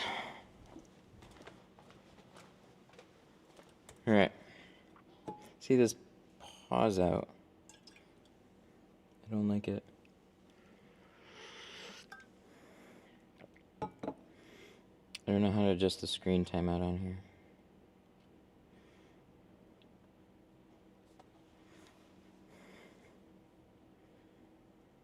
Oh, is the little squeegee on your website? No, I don't have this one, and it's one of those things that I should have added a long time ago.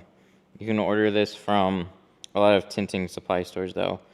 FusionTintTools.com, Sun Distributing, Tint Depot, GeoShield, USA.biz, like a lot of, pretty much, like I don't have an excuse other than like I just need to get them in stock, so I think we're gonna start ordering direct from Fusion this year. Okay, so I got this rear door that I'm gonna do, and then I'm also gonna do the windshield and the back window. But I would like to just get this windshield kind of prepped. That way everything is kind of quick.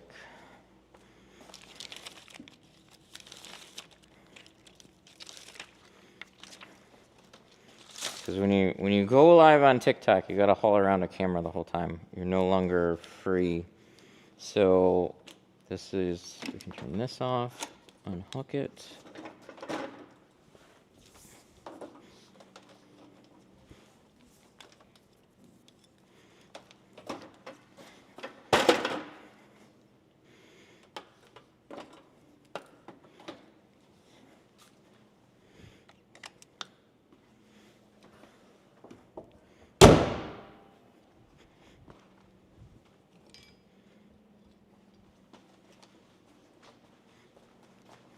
But you guys can see this part. TikTok has ADD. They're all over the place.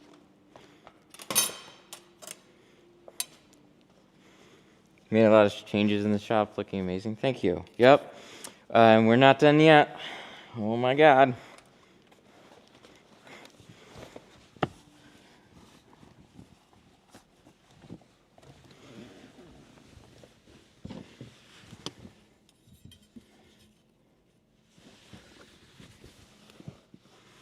Any cleaners that you recommend for tint? Oh, here's the fun thing too. This is not ideal for a neck mount, so let's put you up here. I think this will work. No, you can clean tint with pretty much any glass cleaner, just as long as it's ammonia free.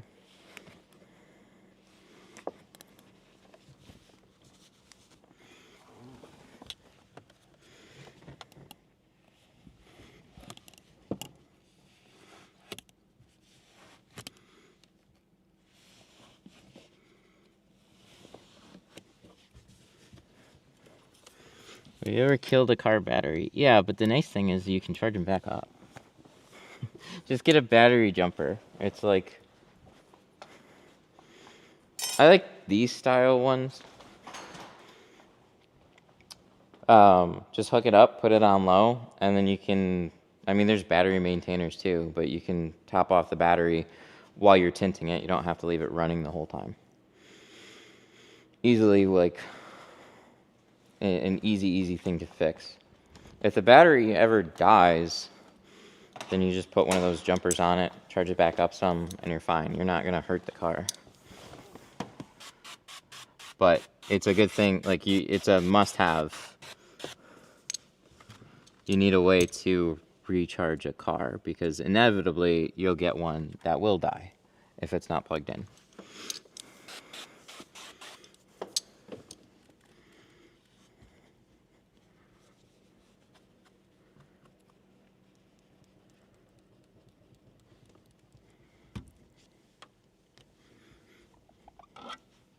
Trying to remember this mirror.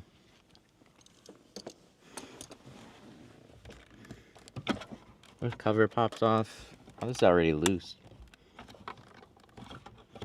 Figures. It's a 300.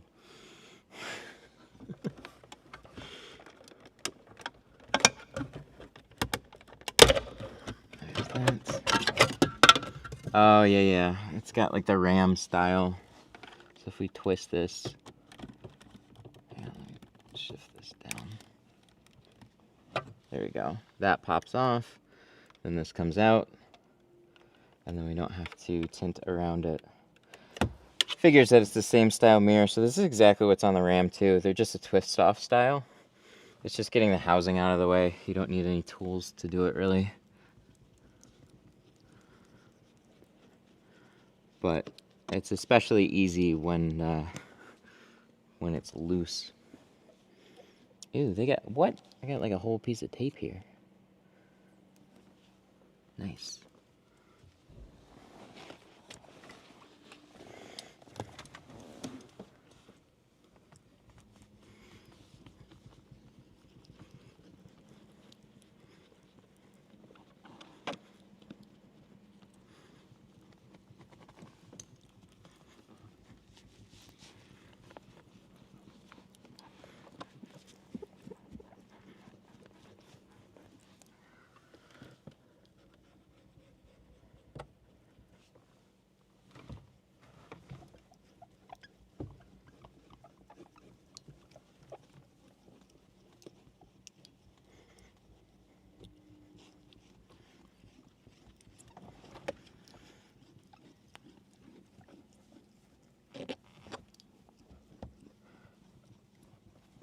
So there was a pretty heated debate between scrub pads and razors on windshields. Just hold them flat, you're fine. But the thing that always worries me about a windshield is finding tape like that. So if I go over it with a scrub pad is still really good, and you can be pretty thorough with it. But if you have stuff that is just really low profile and stuck to the glass, you're not removing it with a scrub pad. It's really about loosening up some dirt.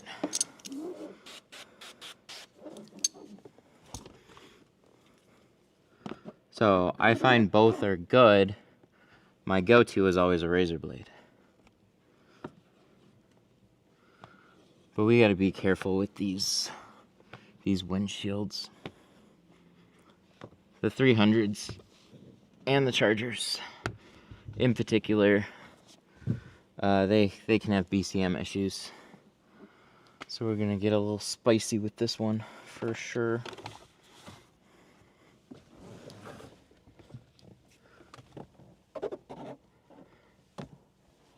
The main thing right now, we'll just clean it off, and we're gonna get the outside prop shrunk. I just wanted to get a head start on all the cleaning for it.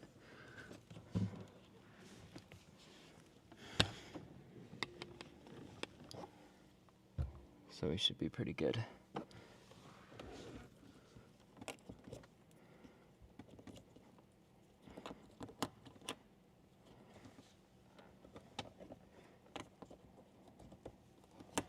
Perfect.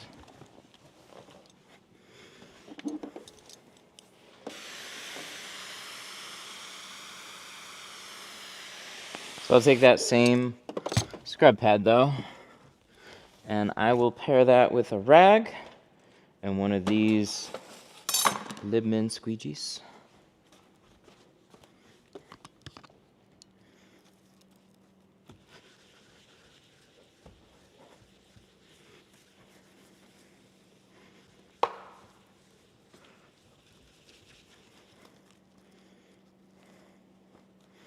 This is a really good way of just cleaning and degreasing the windshield.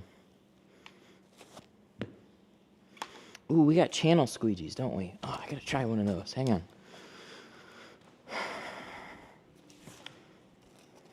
One of these.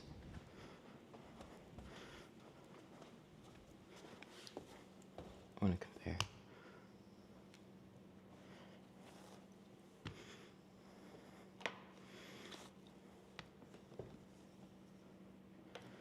Okay, that's better. I don't like the metal, but this is better for that. I've used the Libmans for so long, I've actually never had a channel squeegee here. Ooh, I like that clip though. Little Okay. Can I change this though?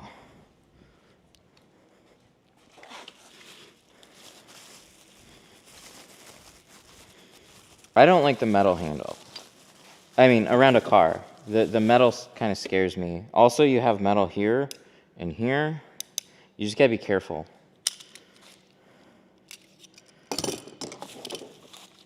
These aren't made for this, so I don't know.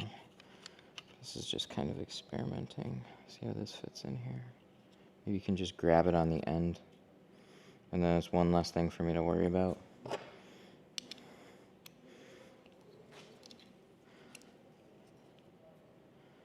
But we'll see if this wants to just fall out of here. Probably does. Yeah, that's loose. The nubbins are too far back. So you just really have to crank down on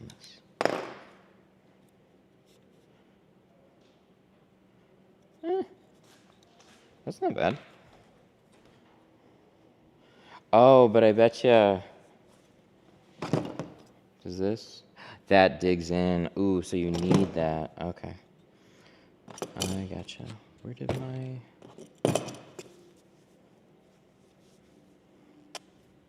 magic? Oh, it's right here. All right, we're gonna take this back out. That's how you learn.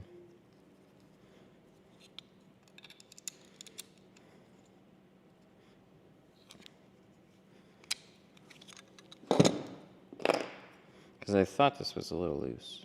Okay, that makes more sense. That's why there's these diggers in it. And they just like clamp in. Huh?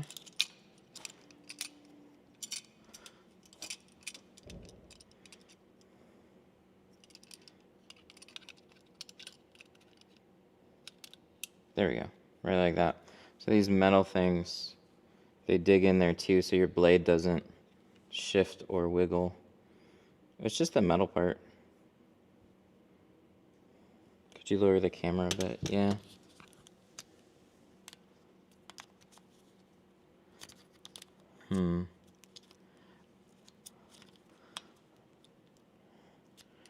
So I think today I'm gonna go maybe buy another computer. Holy shit, would you just go in? It's like bizarre. Do it like this. Goes in. There we go. Okay.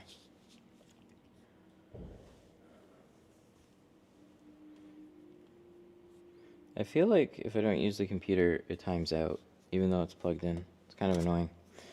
Alright, so let's try this again.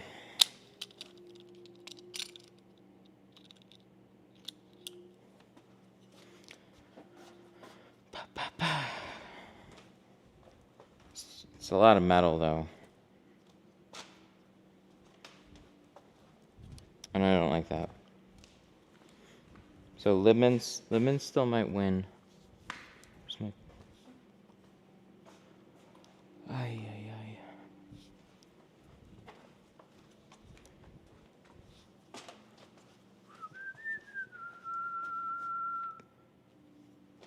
Oh, it's in the car, that's why. Okay. So we need the towel and a scrubby, and then we're good to go.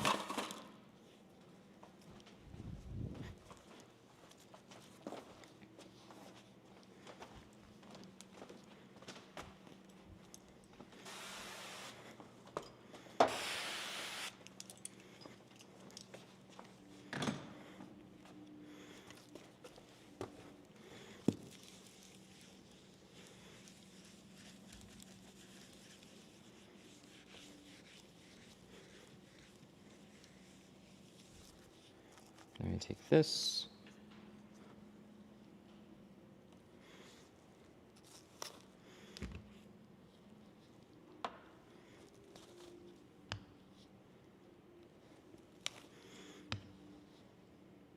It's really good. It's very thorough. Huh. Interesting. The limit's like really, really good too. I don't like all the metal though on this handle. That's the only thing. It's a little sketchy. All right, glass aid. So we're gonna glass aid this whole thing.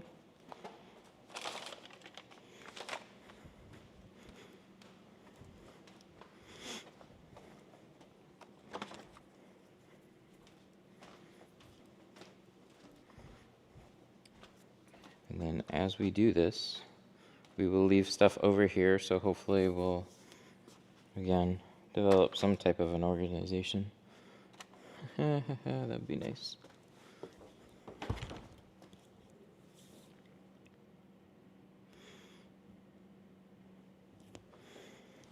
What can we do? Oh yeah, there's a lot of shit on there. Here's what we're gonna do. We're gonna go all the way down here.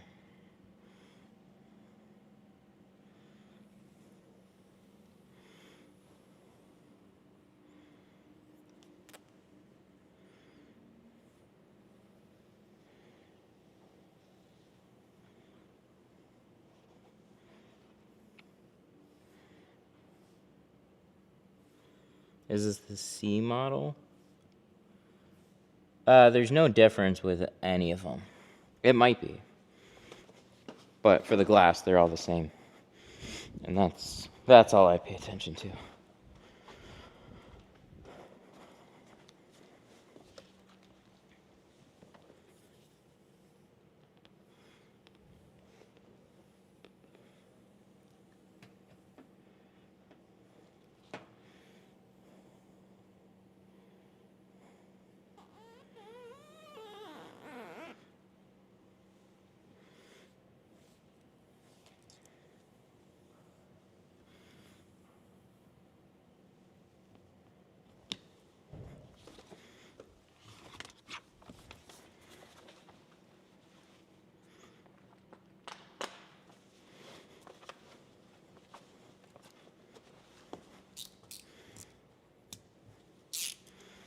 All right, let's coat it.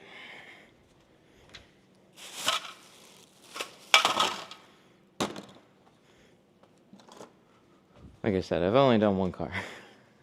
I've only done one car this week because I just got back, and we put these cabinets up.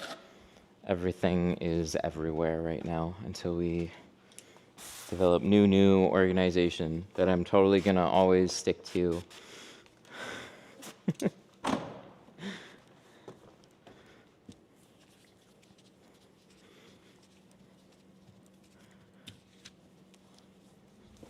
Definitely never have an unorganized day once we figure this out. You make it look so easy, minus the walking around the car 500 times today. I can feel it. Just the sheer amount of time that is like getting pissed away. Oh my god, here's the clay bar that I used yesterday. Oh, it didn't stick to that. I thought this was going to be done for sure. Okay.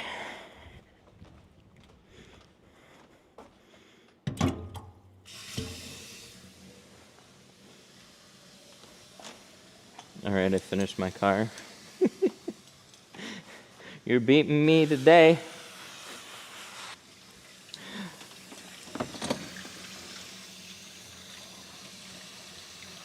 For all the times that I have done this.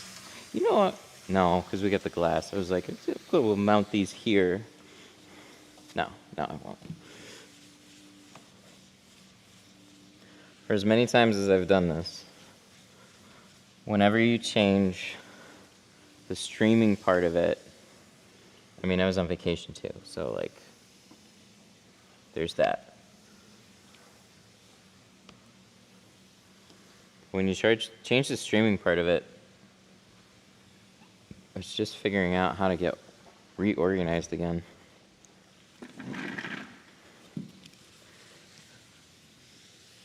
I wish I could do like some sort of a test, so I could kind of figure this out without having to be live, but that's where you learn everything.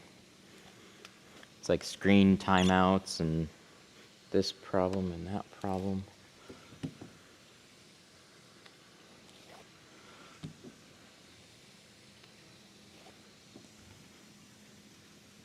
I didn't think these would contour that well. That's pretty nice. I don't know if it's better. It's like pretty equal though so far. It's just metal, so be careful.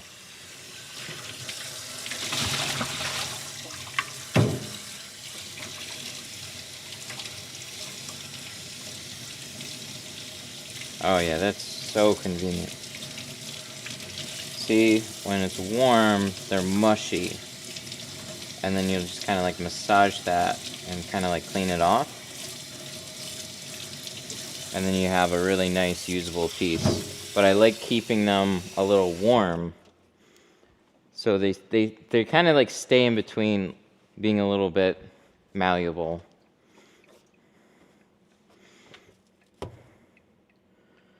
I thought you were doing both platforms live for a while.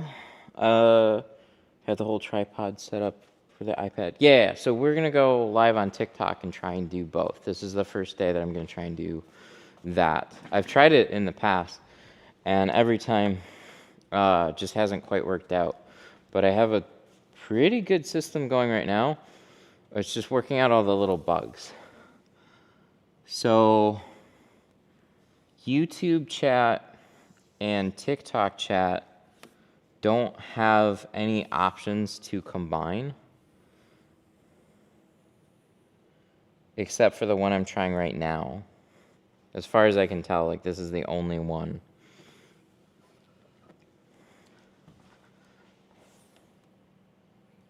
So that's been like a huge hang up. And the other thing is the cameras. So I was trying to create a video feed to like my PC. I got this action cam. The GoPro's overheated after 30 minutes.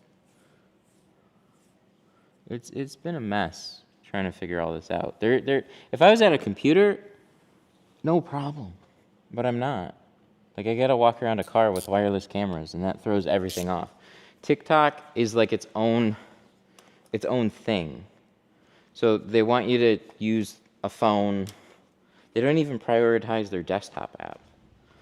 So you're really limited to like, I need a dedicated device that I got to carry around with me, and then I need another camera to stream anywhere else.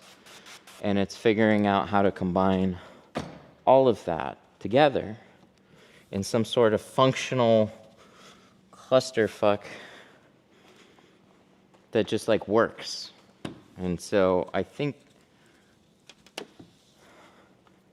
I'm noticing just a couple small issues, and I mainly think that it has, if I don't keep this PC running or something, then the chat pauses. I don't really understand it.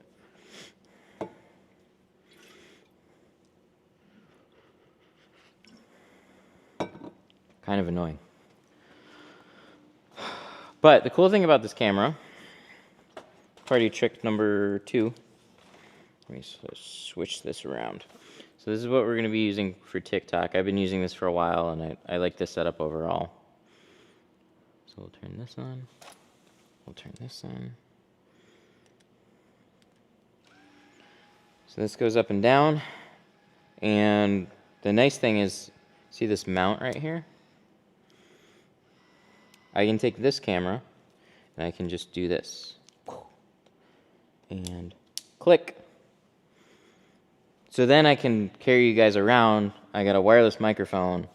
So this is so, oh my God. And then I can just pop this off and switch it back here. Click, just like that. Oh my God. It's really convenient. So there will be times where it makes sense to keep it on the mount, and times that it makes sense to just leave it on the neckband. And then we'll just kind of go back and forth. But TikTok always has to be on a tablet. So I'm hoping when I just fire up TikTok that it's just going to connect to this chat software here, and then it's going to be just the best of everything. It's just going to be in the same audio feed. I can just turn it on. It'll work. A little bit more management with carrying this around, but at least I can combine them to be one camera if I want. A lot of little technical bullshitty things to get to this point, and it's been really frustrating, but I think it's almost there. It's just putting it through its paces and seeing if I need to adjust anything. Okay, so I'm waiting for that to kind of set up. Windshield should be pretty good.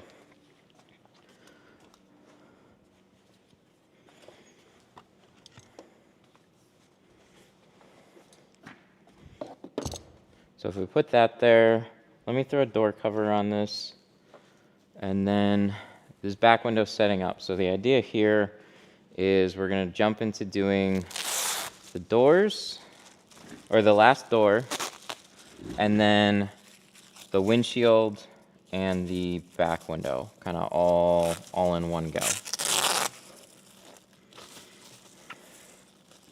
So TikTok has ADD, so all the boring, slow shit we just took care of, for the most part. So it should be pretty, I think, pretty efficient from this point.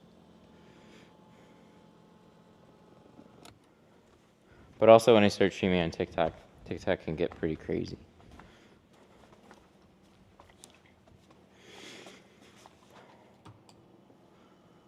But I'm pretty happy so far. Camera doesn't feel hot. It hasn't overheated.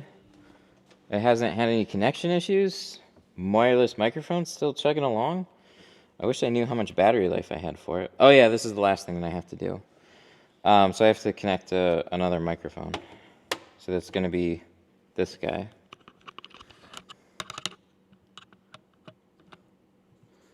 I thought you gave up making videos. You guys just never use TikTok, do you? This is magnetic? What? Oh, interesting. I didn't know that. Okay.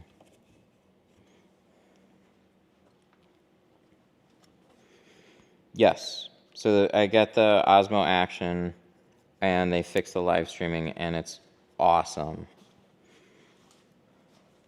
So that's super cool. The nice party trick is their new microphone system can connect without needing this transmitter or the receiver, but I still need a receiver on the tablet. So when I do that, I have here. So I've got two mics. This one connects to you guys. This one connects to tablet.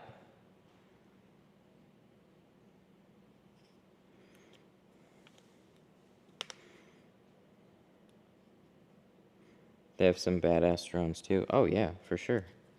They have awesome shit. Oh, there we go. Okay, so we should be good. Check. Okay, I can see my microphone. We're gonna go live on TikTok, and then see how this works. Ooh, let me wipe off the smudgies. There we go, I think.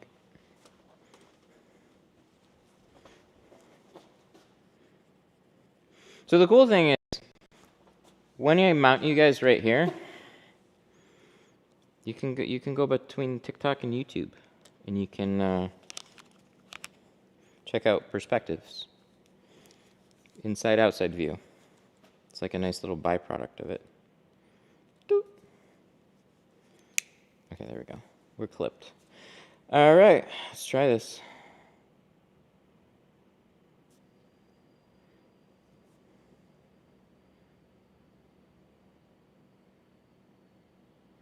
We've been doing TikTok instead of YouTube? Yeah. Okay, it's loading. Why is it loading?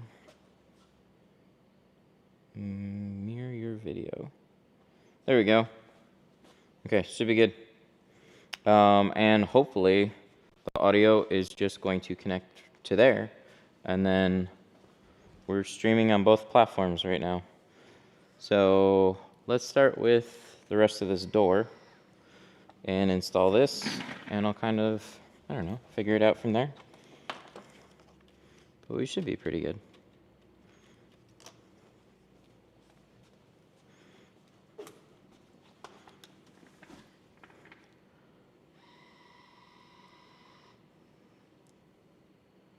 There we go. It's me, Burner. Hey, there we go. Cool. So it is working. What's up, guys?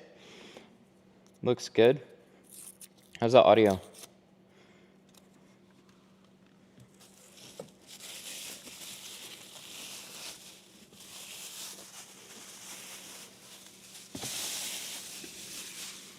My chat software hasn't picked it up yet, so we'll see if this works or not.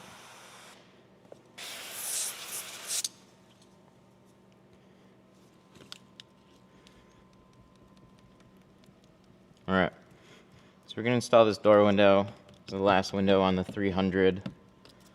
Scrape that.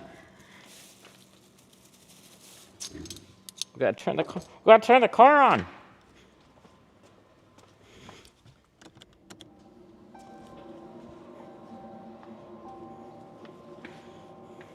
Loud and clear.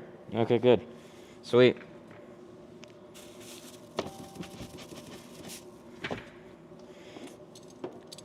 I wonder how quick TikTok is gonna get mad at me for YouTube.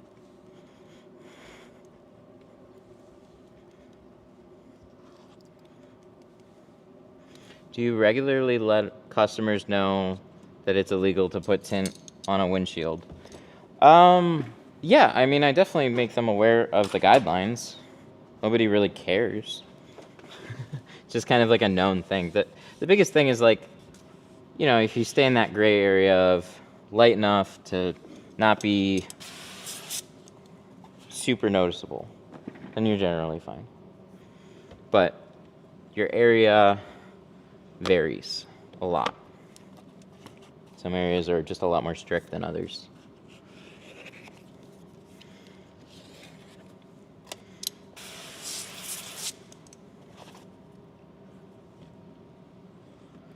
So we're doing 5% on the rear of this. We got 20 on the front doors, and then we got a windshield to do after we're done with this.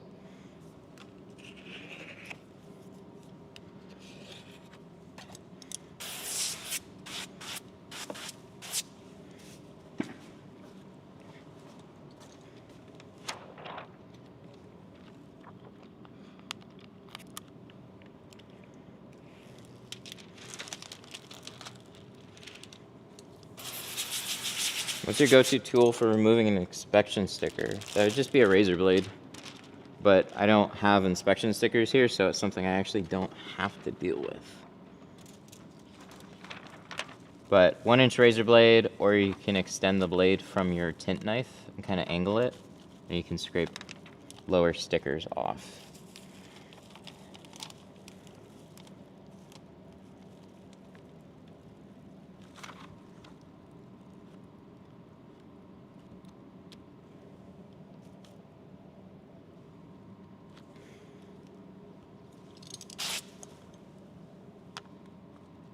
All right, so we got both chugging along.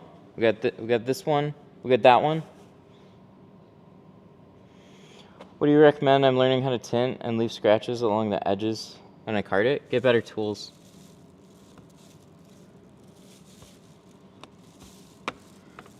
Scratches are usually cheap plastics, cheap tools, stuff like this. This is a tri-edge card. These do not scratch. You have to make sure you also wipe them off in between passes, but your tools matter a lot with this. They're not expensive either. Just don't get the shitty ones. They make plastic razor blades. Yeah, but there's no reason to use a plastic razor blade. A metal razor blade is not going to scratch as long as you spray the window and keep a low angle. You're fine with a metal, and they work far better than a plastic one does.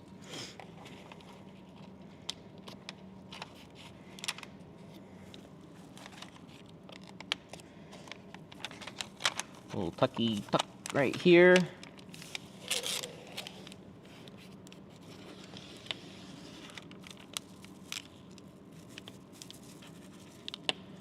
No, this is my cheapest film, actually. So he went with Pro Classic.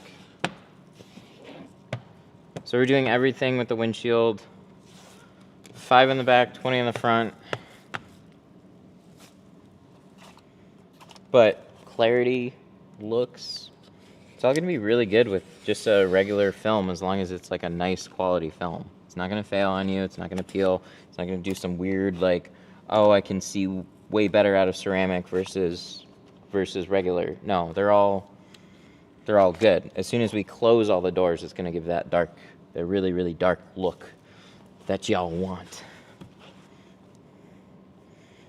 What percent do you recommend for daily drivers?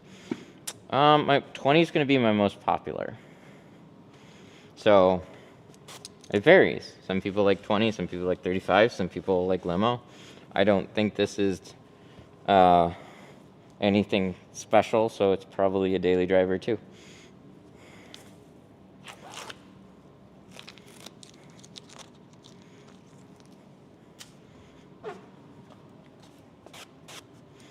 All right, so we gotta trim out some rear quarter windows.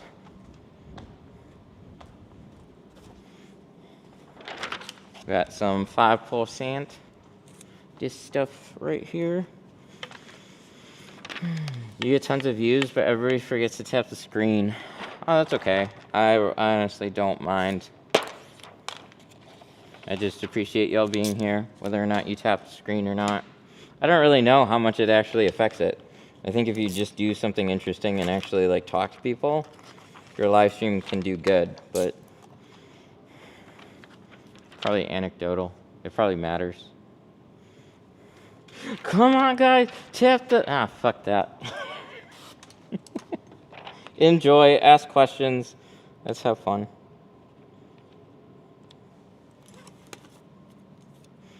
Can you manhandle GeoShield film a bit? Yes.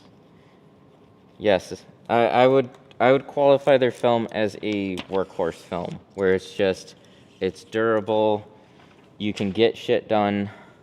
That was one reason why I liked using Pro Classic as much as I did when I switched over. It's just like, it's a reliable film, it can take some abuse, and you can just get stuff done with it. I need a shop light. I have one.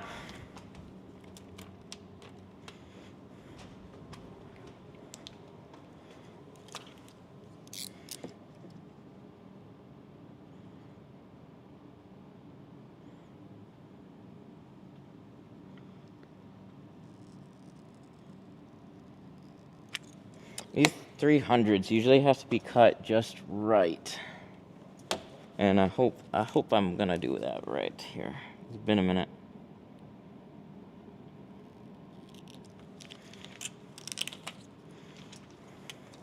They give you like a little ceramic border on the inside, so you like have a little wiggle room with the sizing of your pattern, but I'm getting bubbles around the edges. What am I doing wrong?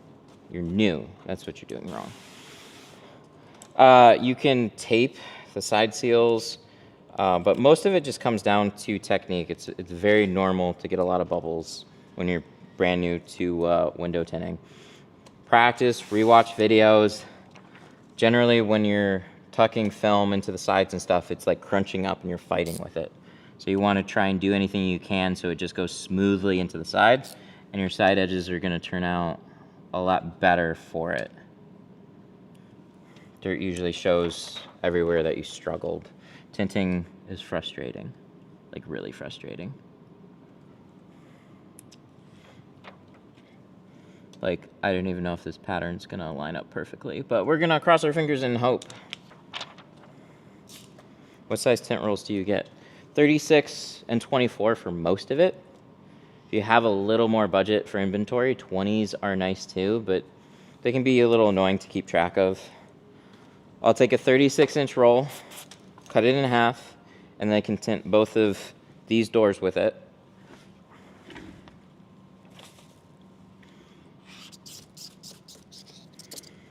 And a 24 is perfect for taller truck windows like F-150s and that kind of stuff.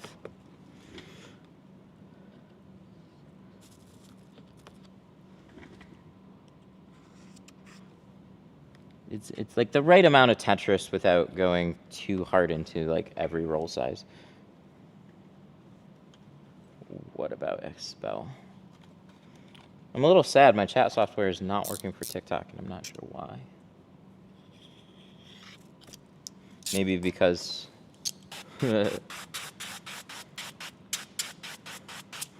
maybe because it's overwhelmed.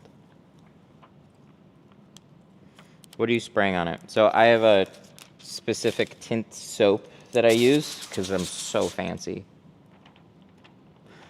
But you can use like a baby shampoo, just a mild soap to get the film to slide along with a lot of water. So you don't need a ton of soap. You just need it to allow the film to slide. And then it dries out and then sticks.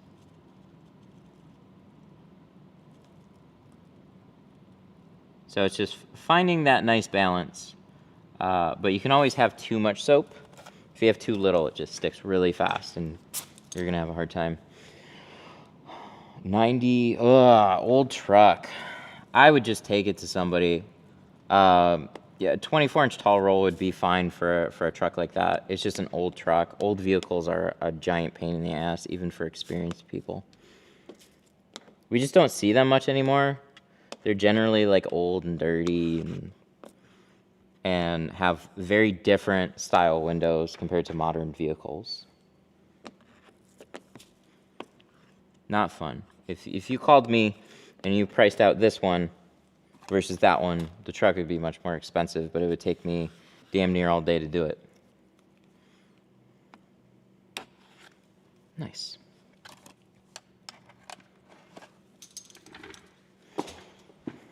I got one more quarter window to do on the other side, so we gotta hop over there. Do you think having a plotter is useful? Yes. But just because you have one doesn't mean your jobs are all sunshine and rainbows. Plotters can help cut the patterns. I mean, that's all they do, is they cut the patterns. You still have to shrink them.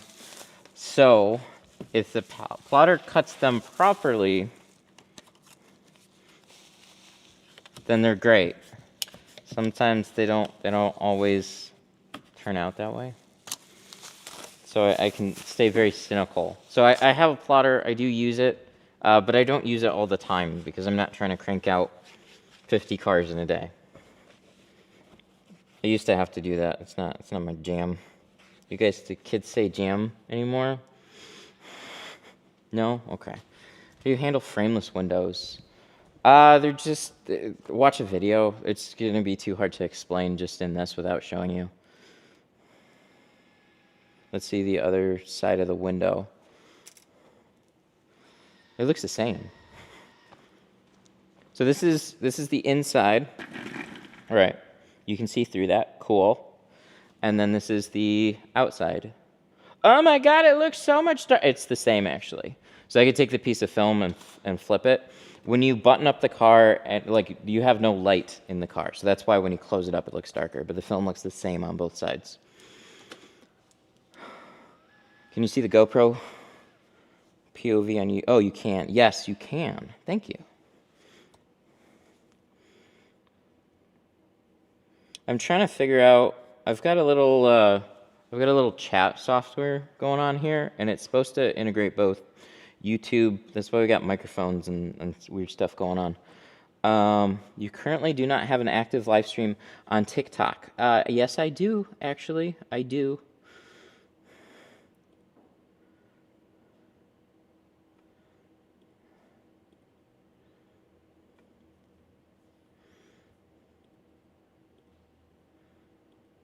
But the software is, I don't know. I'm going to have to try it on another computer and then see how that goes. With some good films. We're using GeoShield. GeoShield has some good films. I like this stuff. This is their Pro Classic. So people ask a lot about ceramic and carbon. This is a color stable dyed. This is still plenty good. It gives you that same effect where it's clear on the inside and dark on the outside. But it just doesn't block any heat, really. But it does everything else. Lasts a long time, gives you privacy, good looks. You could tell your friends it's ceramic if you want to. I don't care. What percent do you use over factory if they don't want darker? Okay, so what is the reason for tinting it if they don't want to go darker? That's going to be heat. You can use 70 ceramic, you can use 50 ceramic, but those two options are basically going to keep it. 70 is really like your only option. That's not going to make it hardly any darker. But it's going to be a ceramic because the only reason to tint over factory is to help block the heat. Factory glass still blocks UV. So like you don't have to worry about that. Maybe not completely, but it still blocks some.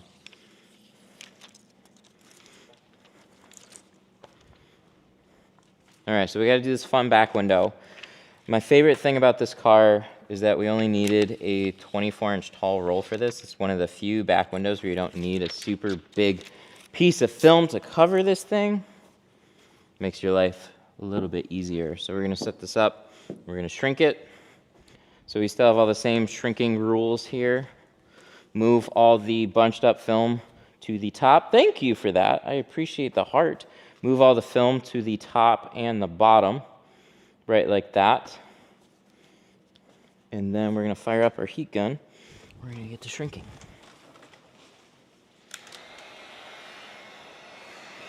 So, middle, down, up, flatten that out, and then that's all bunched up. Why can't I get fingers to lay down? You're not heating them right, or you're not heating them enough. Some people will hold the heat gun farther back and they'll blow air at it, but it's not actually shrinking. You have to get the heat gun close enough to where it starts to melt, and then all this bunched up material, smooth that out. So you see, let's see, these little guys right here. Let's get in, let's adjust this so you can see this really, really well. Right like that. So this is a bunched up film. This is what has to shrink. Everything else is laying flat, so heat gun is not going to do anything here. This is already shrunk. But when I see little peaks like this, the only way to get it to lay flat is with a heat gun. So we melt it and see how that starts pulling like this, and now it's this bunched up area is now down here. This is shrunk. So I just push this forward, right like that, and now I got this section. And then we just do it a little bit more. But I got the heat gun within like an inch or two. And I'm just moving it along. I'm not holding it in one spot for too long. Just keep that going. Right like that. As soon as you see these waves, little ocean waves going into a shore, push those forward in the direction that they would go if they were going to hit the beach. Right like that. And it smooths out.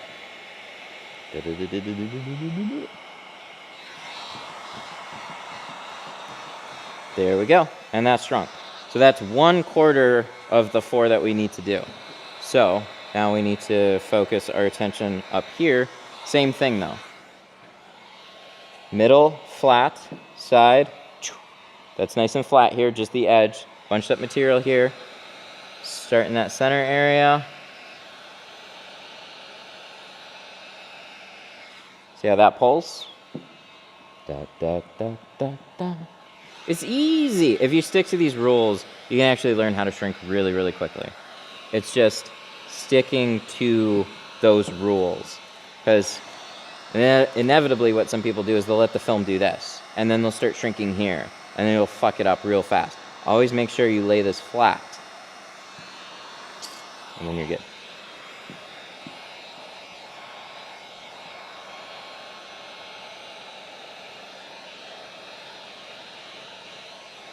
Will it get installed on the outside?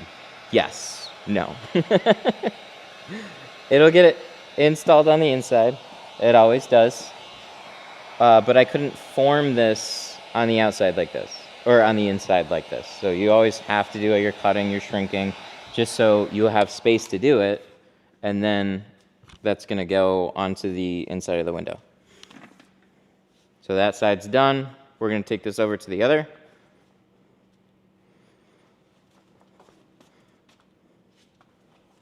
And let's grab our other heat gun.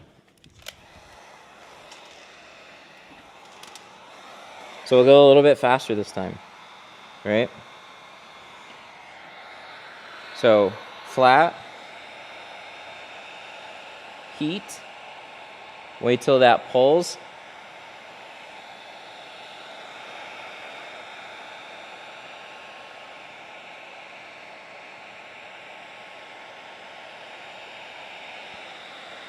Right, like that.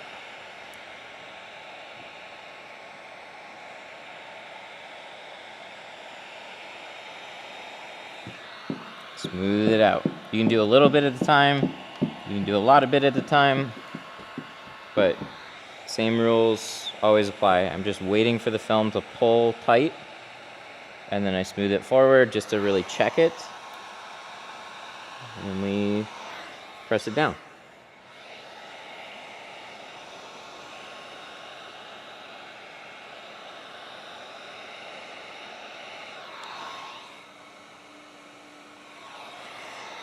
Is this more expensive than other types of tint? This is my least expensive film. It doesn't mean it's a cheap film, but this is the most high quality standard film that you're gonna find. So it doesn't block heat, but it looks good. It's gonna last a long time, still backed by a lifetime warranty. Really, people dress up ceramic and carbon with like fancy marketing terms. Really, they look also very similar. The carbon and the ceramics just are made differently and they help block additional heat. That's really like the main benefit that you're gonna get from something like that. This is GeoShield. Oh, it is working. What's your opinion on Lumar versus Geo? I like Geo better. There are a lot of pros about being a Lumar dealer, and they do make some really good premium films. But I'd say the biggest thing is just going to be the sheer cost. You could put these side by side on a customer's car, and they won't be able to tell any real difference between performance. And they're going to get good quality films with both. But there's a steep premium for Lumar. It's a bigger company, and they've been around for a long time, and there is reasons to be a Lumar dealer, but you just got to weigh those options for your own business. Toe-to-toe on films, though, I mean, Geo's got a much better scratch coat, that's for sure. What size do you need for a Tesla Model Y? Windshields, 36 is fine. On the doors, I would do probably like a 24, because they're a little bit taller. And then you can cover the whole rest of the rear in a 24, no problem.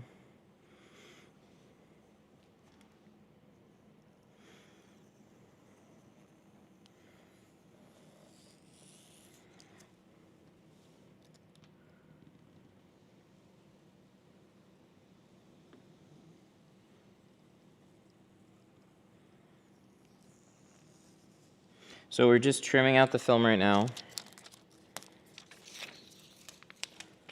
Right along that white line. What do you think about Expel? Similar things with Lumar. It's like they have nice quality films. They're a big company. You're asking specifically about them, so you just can't deny that they're a well-known company with really solid marketing. But there's a premium for that, and that's usually the case with most of these brands. Is a lot of what the consumer is paying for is an experience and a brand. The films will go toe-to-toe with each other all day long.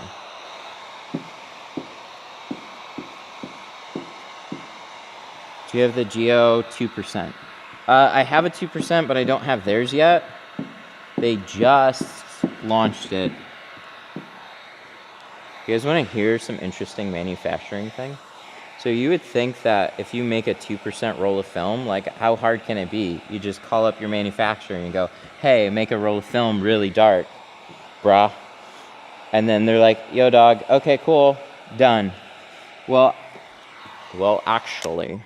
So what happened is they get this film made, and going that dark is actually extremely difficult to stay very consistent on percentage throughout the entire roll. So they have to take a 60-inch roll. They have to color the whole thing. And what they find is the center portion is fine, and then it starts to fade out towards the edges. So they've taken, it like fades out to like a 5%. It's just not as consistent. So they're literally taking like 60-inch rolls and then chopping off the outside 10 inches in order to achieve consistent values throughout the entire roll of film. It's like, oh, fuck, I thought you just like make a darker roll of film. But what the fuck do I know? Manufacturing is actually really challenging when you're trying to do unique stuff like that. Crazy how you still hand cut, which is awesome. A lot of other shops use a plotter. Yeah, there's pros and cons. I have a plotter. We're about to get a graph deck here pretty shortly too. There's reasons to use them, but when you're not trying to speed through your day, I used to hand cut on everything. Where a plotter is really going to be helpful is high production, high volume. Like I would have somebody in charge of the plotter. They would cut patterns for me. I would install them. They would pull the next car in, and then you kind of like, you really get things going that way. Okay, what are we doing? Let's stay on track here. So we have to clean the inside of the glass. But I will clean the outside so you guys can see what's going on. And then also we got this guy going on YouTube right now. So if you want to go Tint Studio and see a different perspective, you can see that on YouTube. TikTok, don't ban me. They probably will if I say that too much. Why not tint the inside?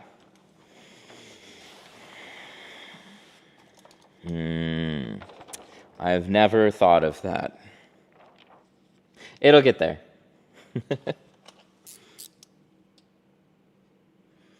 Yes, graph tech is going to be for PPF, but what's cool is we're going to get a graph tech and you'll be able to see the difference between a graph tech machine, which I'm really familiar with, and like the workhorse.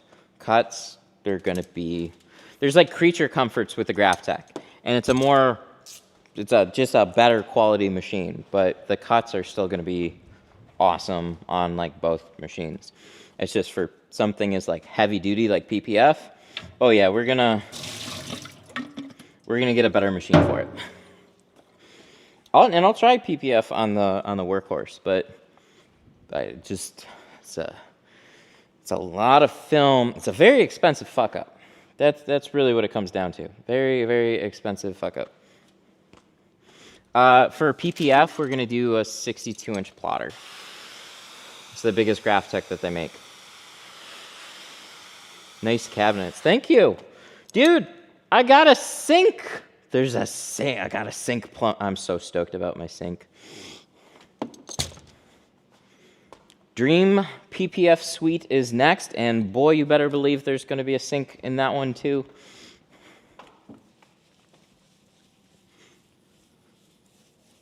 It's going to be cool. All right. So for you guys, I'm going to clean the outside of this so you can see what's going on. I will visit again. You better. Man, it's going to be cool. So we're going... So my plan was to coast this year. Things are going great with the tinting, the TikToks, and like just doing this kind of stuff. But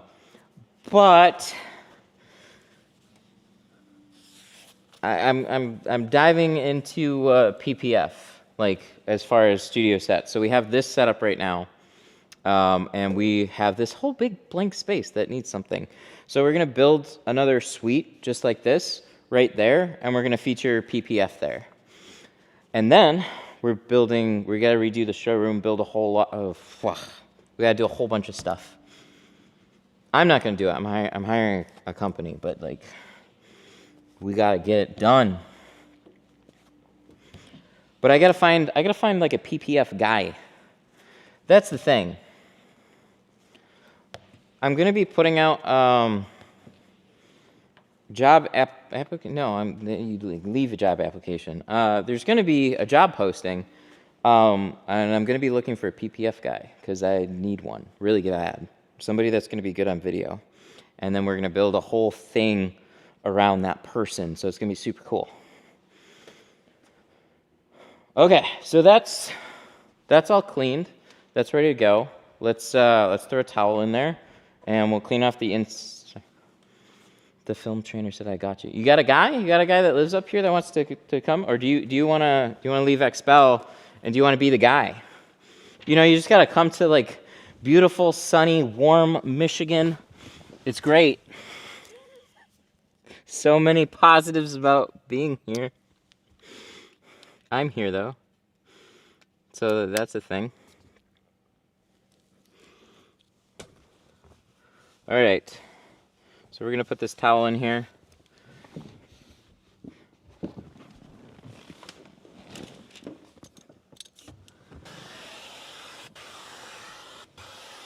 Okay, so the thing about a 300 is the defroster lines kind of suck. So we're going to start this car. We're going to turn on the rear defrosters. We're going to clay bar them. And then we're going to install these. And hopefully that's all going to go well. I need a side swiper. Where's my side swiper?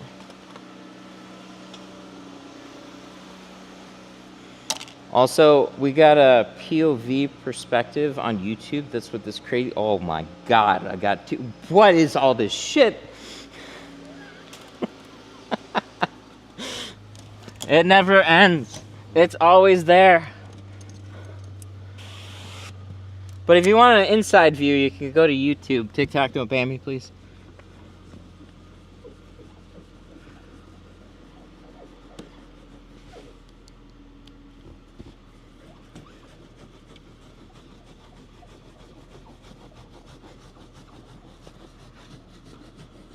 We're going to give these defrosters a nice scrub down. And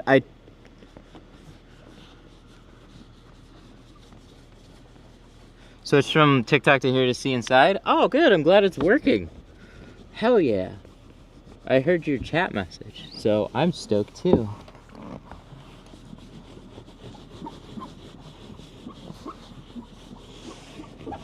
So these are thicker defroster lines, and the problem with thicker defroster lines is that it let air back in. So you want to turn on the rear and let the lines kind of warm up, and then see all this stuff that is just coming off that defroster. So that's what a clay bar is really good for.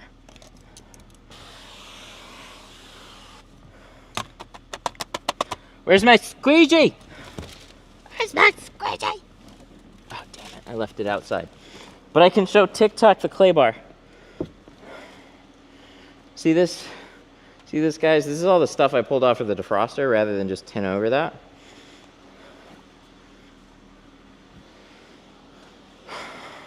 Oh my god. Oh my god. We put it over here because we're stupid. Whoa. This is the new Apple Vision Pro 2.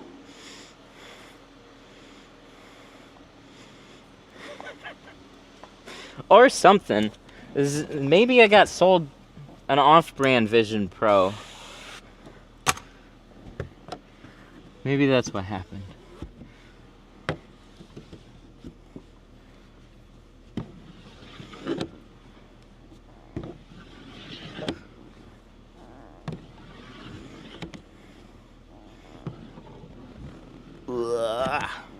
We gotta get low. See how that deck lid gets in the way? Really want to get down all the way and clean that. Because if your squeegee won't reach down there, then you can't get out all the little air bubbles and clean it properly.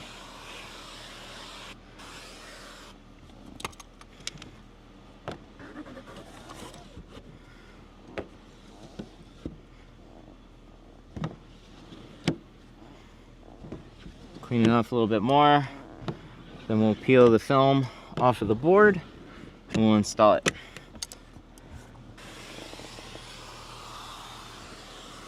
Then we got a windshield. Don't forget, after this, we got a 35% windshield coming in hot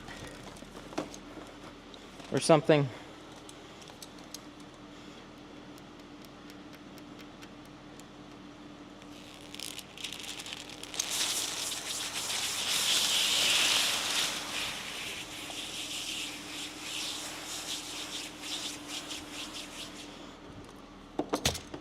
There's that.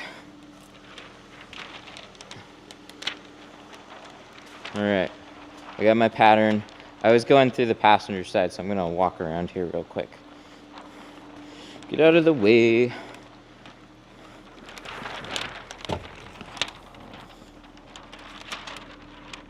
Now remember, these defrosters should be warm, so you gotta be faster with your film placement. It's the only negative about turning on the rear defrosters.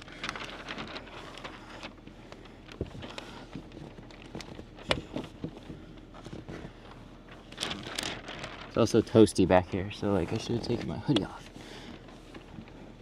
And then just get that bottom edge tucked down there. Keep shifting it around. Get that to line up. Once you clear the headliner, everything can stick up towards the top. Bam! No issues, he said, and then found a big hair in it, right? Squeegee it from the center. With the defroster lines being hot, I like to squeegee along the defroster lines to minimize any chance of air pockets. You need them to go out the tunnels, especially after you make that first pass. The top lines are just antenna wires, so those don't get near as hot. Actually, they don't get hot at all because they're antenna wires. But everything past that center or that top break, like from 6 inches and downwards, are hot defrosters. So I'll do one pass and I'll go straight over it. Let's try and be real thorough. And I'll start in the middle with a lower back window squeegee here, so we got the side swiper going across. Put a lot of pressure. Should be able to get that out in 1 or 2 sweeps. Let's check it out. Did we do it?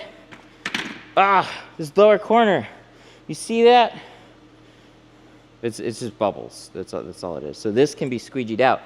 But that's why you need, we're gonna get a special squeegee. I got it. This guy. This guy is called the tail fin. It's very squishy. See? So we're gonna tuck that all the way down there. Wow. I can't see it, but I'm pretty sure I just swiped it out. Yes, that's far better. So you have these dots here. These are gonna silver out anyways, but we successfully squeegeed out and all that's flat. Yes. I think my computer timed out. I think that's what's going on here. What's the spray mixture? Spray mixture is 3 ounces of this tin slip. So I put 3 ounces of that, and I have a big spray tank that I use. Is that the Orange Crush? No, that one is called the Hybrid. So, ooh, do we need a battery? Not yet? Okay. Let me grab it. This guy. So you have a blue and an orange side. Both are going to be real similar in feel. I just like the material and the pressure. It's a little flexible. It's a nice blade. Very nice blade. Where can I learn tint? I actually have classes. We have one going on in March. There's still a few sign-ups, but the best thing is just get some film, get some tools, and practice on your own car and see if you like it. Then you know if you want to take a class or not. But you can learn everything just off of trial and error, asking questions. It's a lot of pain and struggle to get the hang of it, because it's a really unique, skilled trade. But when you learn how to do it, like, you can make really good money doing it. So it's cool.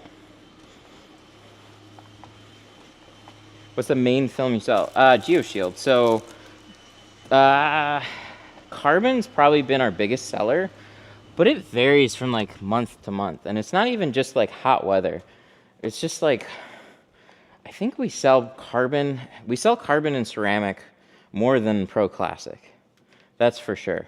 So people generally at least upgrade to carbon or just come in wanting carbon. And then the discussion becomes like, well, this is carbon. If you're not going super dark, ceramic's gonna help block out more heat. But if you don't care about that, like you're getting an awesome film with carbon. So it's kind of like where things shift to a little bit. All right, let's do this quarter window. And then next we got the windshield. So I shut the car off.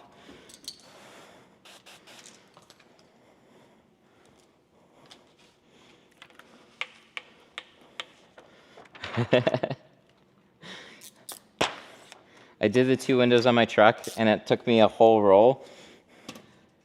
But after it was perfect, see, that's what it takes to get good. Is like you're scrapping material, you're learning things, but every time you come back with your next piece, you're learning more. So if you can just deal with that time and frustration, you know what's cool? You can then turn around and start tinting your friends' front doors and making that money back. Getting through the beginning is always the hardest. How long have you been tinting? I've been tinting going on 16 years this summer. I'm old. If this 52-year-old can do it, so can you. I appreciate that. That's super cool. It's just one of those things where it's like, if you want a really good tint job for just yourself, like, you just have to be that kind of DIY type of guy. But I tend to do the same thing where I'll take on projects like that until I get it. But I still pay somebody to do a whole lot of other things. I know you have a plotter, it makes it easier, so you don't prefer, so what do you prefer, hand cutting? Hand cutting, this is always hotly debated. I've tinted in so many different shops. I was a mobile tinter for a while, so I would go to other companies, and we didn't have plotters stationed in everybody's shop. So I learned in the beginning to just hand cut on cars, so I'm just most familiar with this. The thing about using a plotter is they're great as long as the patterns work out. So if you're really familiar with hand cutting, then it basically doesn't save you hardly any time to use a plotter machine to cut your patterns. So it's really just like an efficient thing. Like I don't feel like loading rolls and rolling the dice on the patterns just to see if everything's gonna work out when I know I can just hand cut it for sure. But when you start, if you're less familiar with hand cutting and you want an advantage, plotters can help. They're not all sunshine and rainbows. There's not some perfect data, well, there kind of is, but it's kind of locked down. Ow, why is my headphone just being weird all of a sudden? What materials do I need to start learning tint? You need tint and tools. Go on YouTube and search, what tools do I need to tint? And you will actually find videos of all that.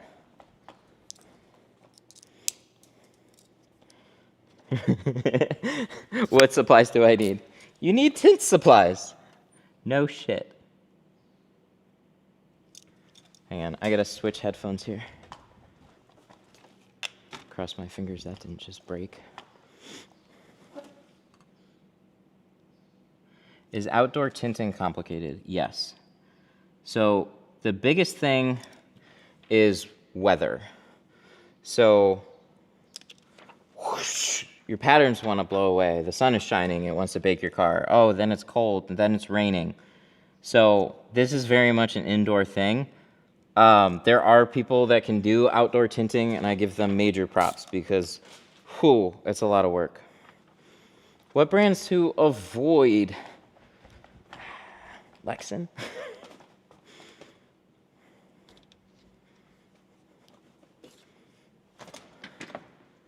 Kind of.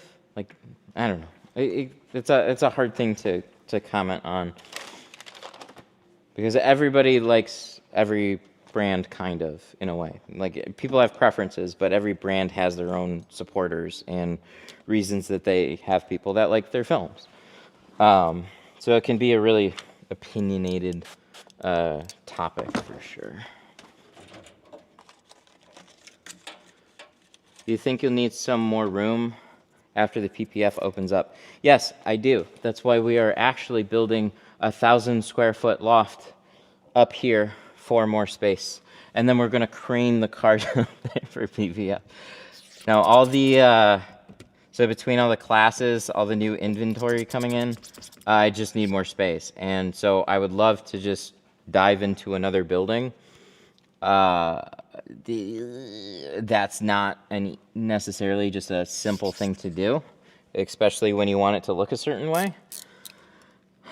So I still have 3 years left on this lease, so we're going to invest in putting a 1,000 square foot loft up there. And then we're going to be putting the PPF bay over there. So it's going to look like this one. We're going to do cabinets across the entire wall. We're going to do more raised deck flooring. We're going to get a scissor lift. We're going to get a Graphtec plotter. We're going to go fucking all out. And I got to find somebody who knows how to do PPF and wants to be who wants to be on TikTok all day. We need somebody who knows how to be PPF that also likes TikTok and doesn't mind shitty cold weather 6 months out of the year. So it'll be an interesting opportunity for the right person. It's just finding the right person is going to be really difficult. What's PPF? It's basically a screen protector for your car. I'll do it. Pay me to relocate. Yes, it's definitely up for something right now. Like, seriously, it's going to come with a salary. So, like, this isn't just like, hey, come on out and you'll get paid on the job. No, it's got to be some sort of a decent base pay salary. And then we can talk about it. I got to do a bunch of interviews and stuff like that, though. It's just going to be hard finding the right person. But it's very much like, it's not just, hey, come on out, you might make some money. No, it's got to be well structured. Oh, I hate these for this one thing. They always trim the rubbers here.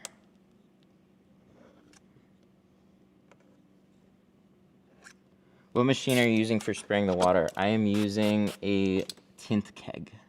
I hope that fixed it. I don't think so. I think my corner is just a hair long. No! Ugh, it's like the number one problem that I always do on 300s. I make the corner just a hair long. And that's when it sweeps in. Annoying.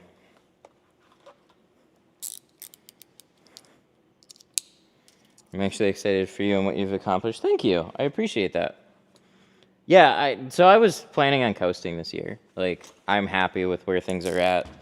I wasn't looking to do any crazy projects, really. And then it's, had some conversations with some people, learned more about where PPF is at.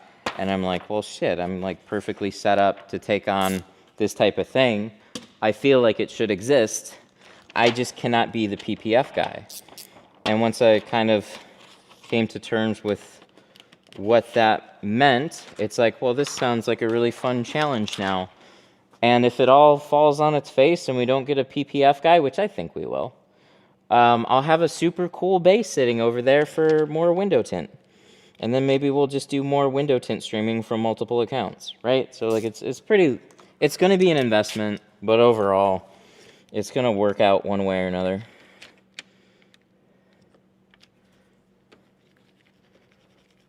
So we're probably going to be making videos about it as it's happening, just like update stuff, and then you'll be able to see progress here on the stream. So, but it was one of those things where usually the question is, like, if you had more money to throw at your business, what would you do? And I don't really always have a good answer for that, because it's like, I don't know, add to inventory. But this is like, no, I actually have a project that legitimately needs more money thrown at it, and then it can exist.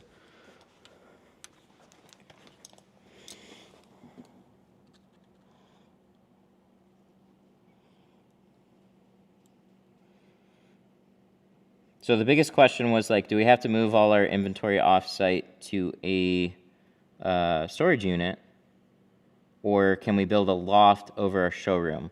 And basically what some contractors said is, like, the showroom is real shitty.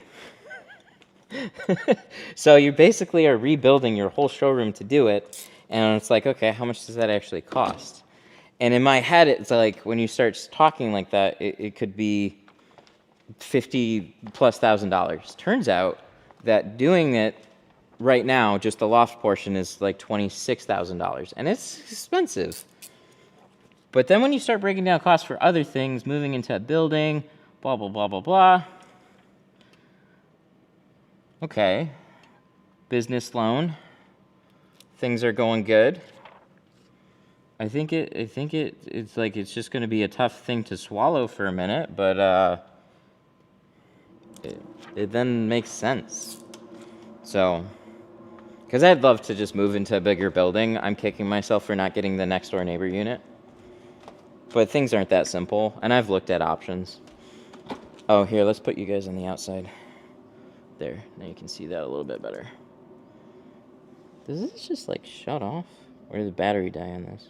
Oh, the battery died on that. Okay. Well, that's fine.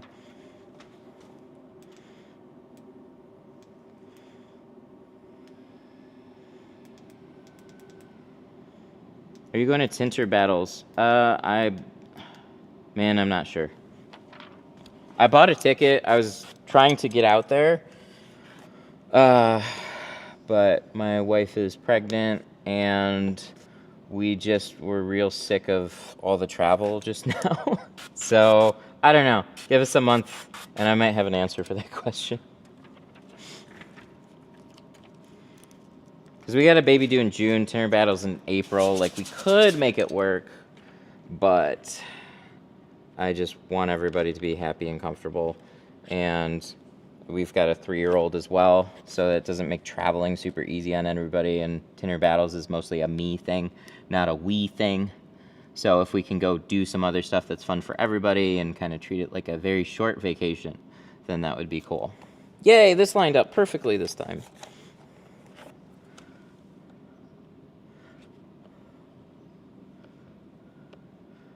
Congrats on the new addition. Thank you. I really appreciate that. Yep, we found out we got a baby girl on the way. We hit the baby lottery on that one. So I have a son. My wife's going to have a daughter. And the house isn't going to be overrun by boys.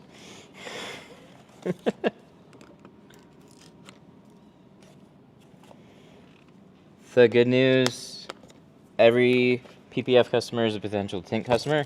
Yeah, so the service is really interesting as a whole, because you have your, like, window tint is kind of an afterthought to those types of people, where, like, you get a new car, and if you're the guy that wants to put PPF on it, you, like, it's like, yeah, just do everything. Fucking ceramic coat it, paint correction, like, do all the things. And you better do a fucking good job. So even if I get the guy, like, there's a lot of liability that comes with this stuff that is not going to be super fun for us. Scratched paint, random damaged shit, like, oh my god. Don't get me started with all of it. Oh, this cable doesn't work with this, because of course it doesn't. 1 second, let me swap this. Alright, so we got a windshield. Quarter window's done, rest of the car's done. We got a windshield we gotta do, and then that's gonna be 35. Okay, so this is charging. There we go. I'm currently setting up my tint studio. Nice. Dude, I can't believe how far shit has gone. Like, I was so happy with a home garage, and then I got into the shop, and I kind of couldn't believe it. And then, you know, it was kind of a mess for a while, but it was like, it's a really cool space to be in. And then just like as it grows, it gets like crazier and crazier. And now we're going to be doing like a crazy loft build. So I don't know. I'm excited for everything. Especially for just like the nerdy tech side of it. What's the cost of a 40-inch roll black 5%? Pro Classic is in the like $250 range. All right, so we're doing 35.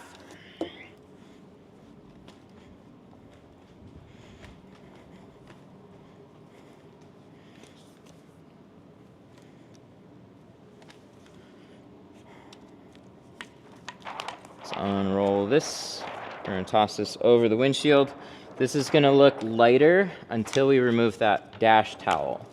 But the dash towel is super important. Chargers, Challengers, 300s, they all suffer from Chrysler manufacturing. So you gotta be extra safe on this kind of stuff. You're gonna have a $1,200 bill really quick, maybe more with inflation. So they're just very water sensitive. So we're gonna square this up, tack it in the center. You guys learned how to shrink on the back window, so shrinking this would be no big deal. Same principles involved. Can you do back windows with a 36-inch roll? You can do the vast majority of everything with a 36-inch roll. There's very few things that don't do that. Are you gonna step out and add flat glass? Yes. So part of this build out, see this big old wall back here? That back there, we're doing flat glass wall. So we're doing like a 25 by like 10 foot tall wall, and we're gonna put house windows all over it. So that's gonna be flat glass training. I have it available for inquiries on my business site too. So we can do flat glass. Am I gonna be the guy that does it? No, but the guy that does it, I can go on some flat glass calls with him and always do some videos and stuff around it. But we can do live trainings and we can do in-person trainings here too. So that's the main focus with it. So PPF is like one thing. I didn't think I was gonna do PPF, but for sure flat glass was gonna be a thing, and then we just got a little distracted with everything else. Everything all the time. Dude, this camera, fucking awesome, by the way.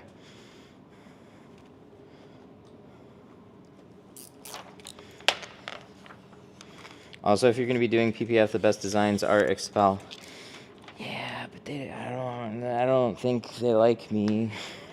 No, you have to be an Expel dealer to get their software, and that's not happening here. So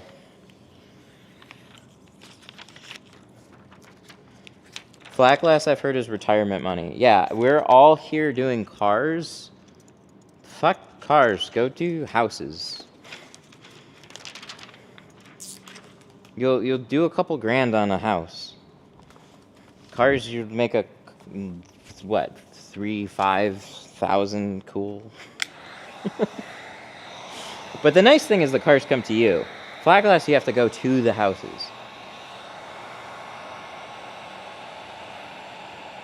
So it just depends. How hard do you want to work?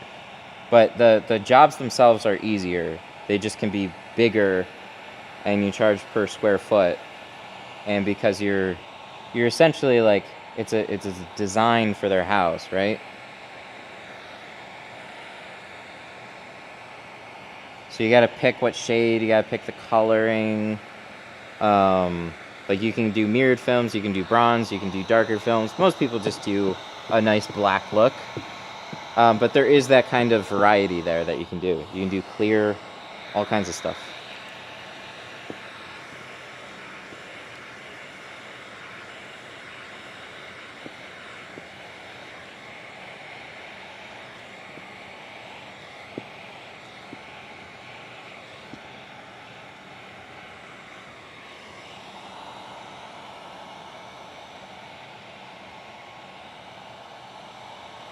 But yeah, we're gonna turn this place into kind of a content house around automotive services.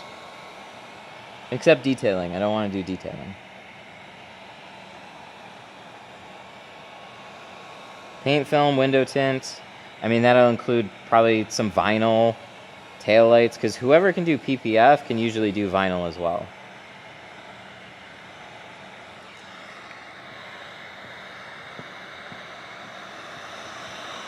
Even with me being a lead installer and knowing some of the Expel reps I can't get set up. Yeah, they've grown a lot. There are the really like the Apple type company of the film world. It's very controlled. It's very geared to be premium. And it's just a different type of shop.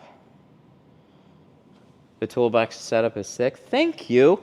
I got a sink. Sorry, that's all I'm gonna say about it. Like all the time. We're getting glass boards Monday.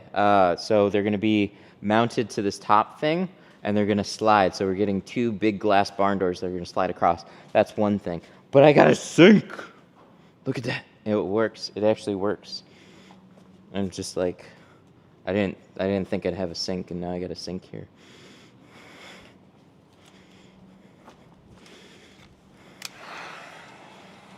It's so convenient.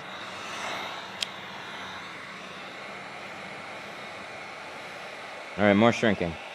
More shrinking, more tinting, less talky.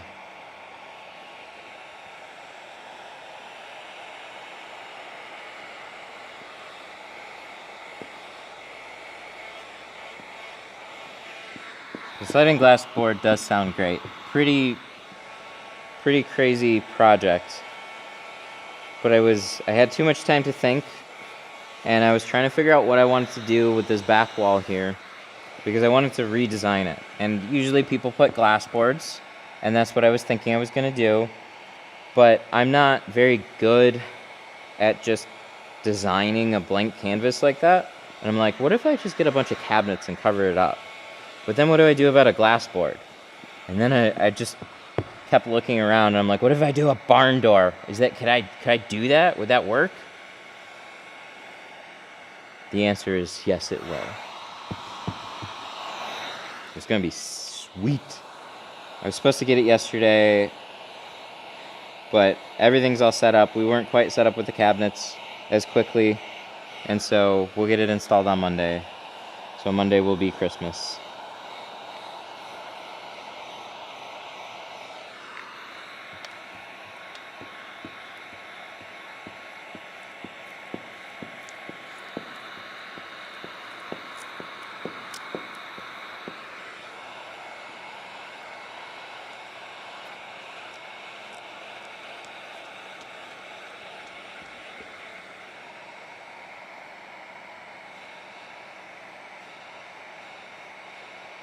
Alright, there we go. That's all shrunk. So now we gotta trim that out, and that'll be good. What plotter software do you use? Right now I use Film Cut. With PPF, we're gonna have to probably get Core as well. I'm interested in Computer Cut. So I'm not positive what I'm gonna use long term, but it's gonna be either Computer Cut or Core, and I'm probably leaning towards Core.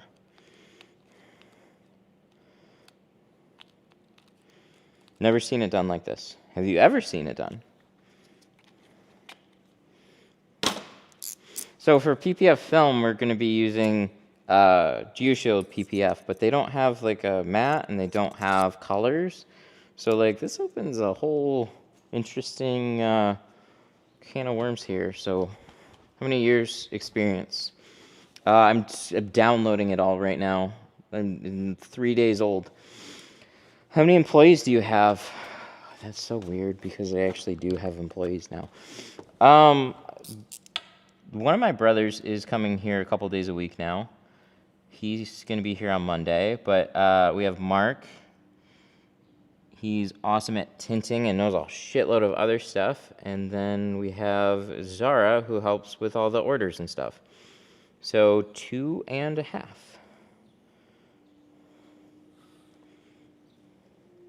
But I gotta hire a PPF guy, so then that's gonna be 3. And then I probably gotta hire somebody to hold a phone, and that's gonna be 4. Yeah, I've heard good things about Core software too. So probably gonna use that, but I haven't actually used it yet. But I'm sure whoever we get is gonna be able to do both. Bulk a lot of stuff, and then software as well. So we'll see.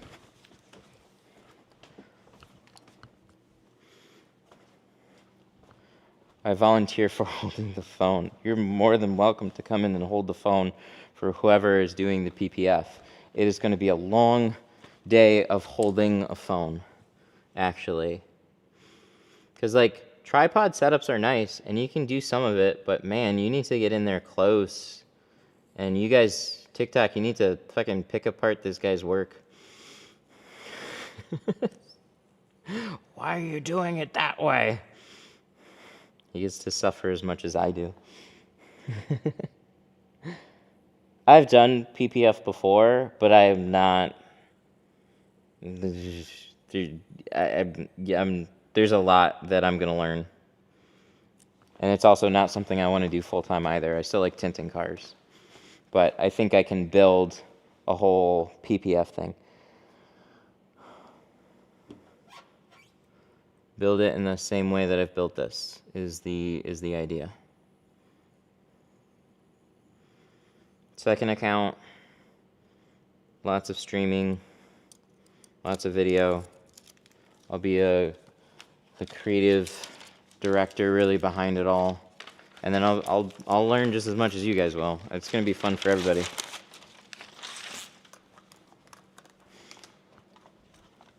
All right. Tint my windows. Yeah, man. Book an appointment. I'd love to.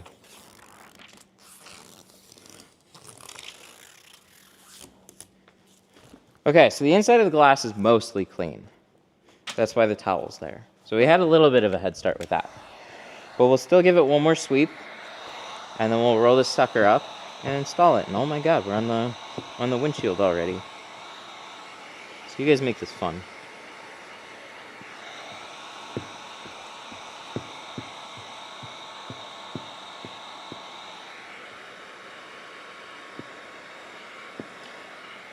So I'm just going to touch up the edges here. Then we're going to do a real thorough cleaning underneath of it, because we're going to roll the whole thing up like a poster. And there's just a little tweak to my reverse roll process, some steps that I've added that make it slower and more boring, but damn, does it turn out well, so that's what I'm hoping for.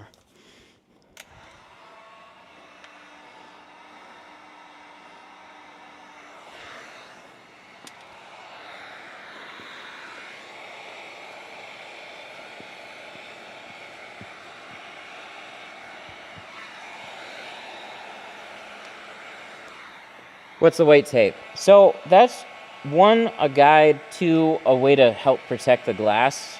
So especially on the windshields and the back windows, you're taking a metal blade and you're dragging it along the window, and it's very sharp and should be okay. But I always want to take away any risk of scratching the window. So it acts as a shield for the blade.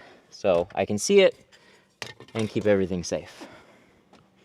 Because there goes all my profit if I scratch either any of these windows. Like, all your money's gone. Just like poof. Okay. What am I gonna do here? Let's clean I guess we'll clean the outside.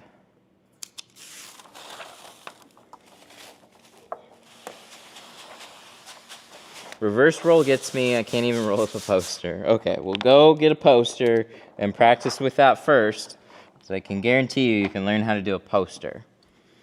So let's bring TikTok back over here, and we'll go through this. I'll show you guys the extra steps. First thing is going to be, let's squeegee off the inside of the window.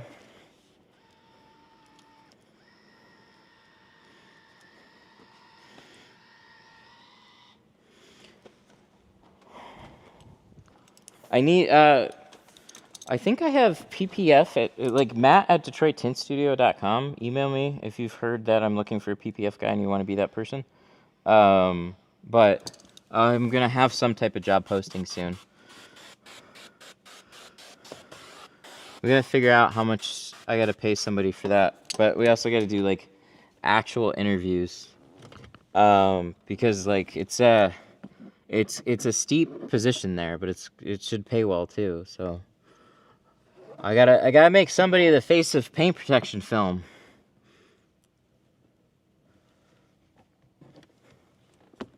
So that sounds fun, right?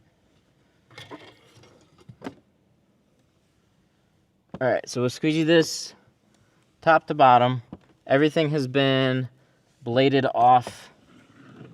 So this is the last cleaning step for the inside.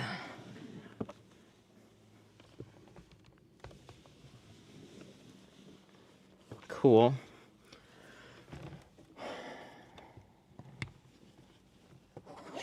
Nice. Nice. And then let's clean the outside off. So we're gonna lightly coat this.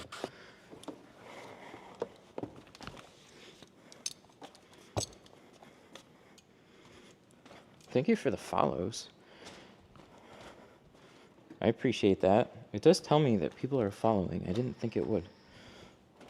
Okay, so the extra steps. I have this kind of folded over right now. So what I want to do first is wipe the underside.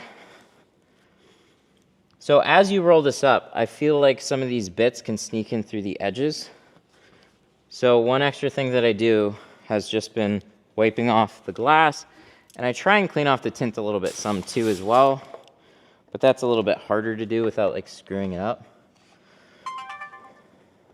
Oh, was that the battery died? It's got a warning. It warns me about the battery percentage. Holy shit.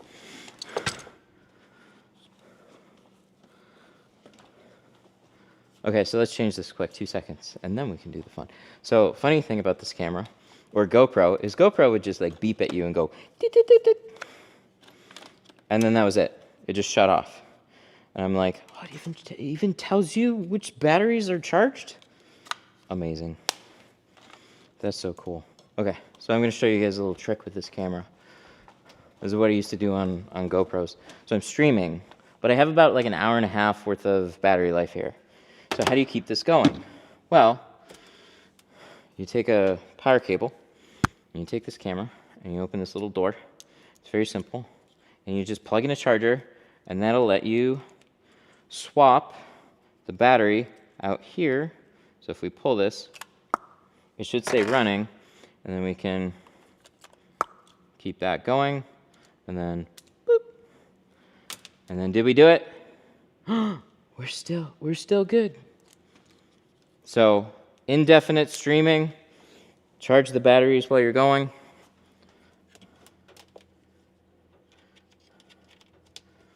I like that it does a 10-minute timer on it, because I thought I needed a manual timer. The GoPros would just go beep, beep, beep, and then they'd shut off. Yeah, this is the Action 4. They fixed streaming on it, and it's so much better. So if you want to see this camera, you want to see what it looks like live, you can go to YouTube, Tint Studio on YouTube. And then you can see the... so on TikTok, you can't bring that in here. So if you want to see the inside perspective, go over to YouTube. TikTok, don't ban me. I'm pretty sure they're sending the TikTok police right now, because they will genuinely do stuff, probably. They don't want you talking about any other platforms and stuff. They didn't tell me that, but you kind of know. We've gotten violations for less.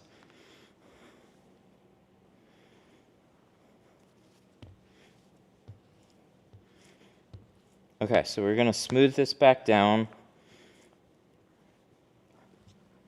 Wipe it off. And then we'll do that with the other side, and then we'll start peeling the other side first. So these are like the annoying extra steps, but I swear, removing that extra dirt, like just the dryer sheet prep and all that, that's gonna help keep this a little bit cleaner. If anybody has ever tried this, you've probably suffered from some miscellaneous dirt speckles on the edges.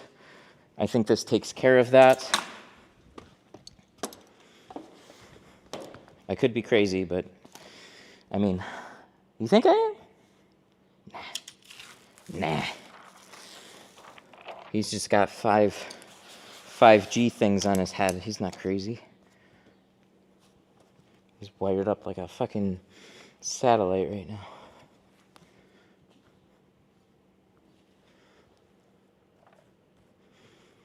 We got both DJI mics.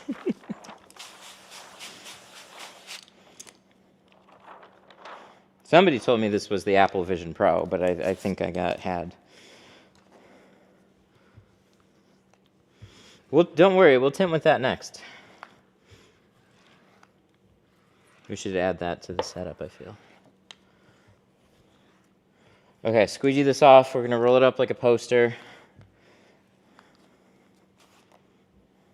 Like a poster. Like a poster. Wipe off the edges there. That's where dirt can come in. And then we're going to peel this corner. Pull this. I'm going to stop just shy of this corner right here. Pull it from here. Kind of go across a little bit. I find you don't have to peel the entire thing at the top, and it helps anchor that liner to the glass a little bit still. So everything will lay down exactly where you picked it up. So just like this, well, bam. And then we'll go to the other side. We'll do the exact same thing.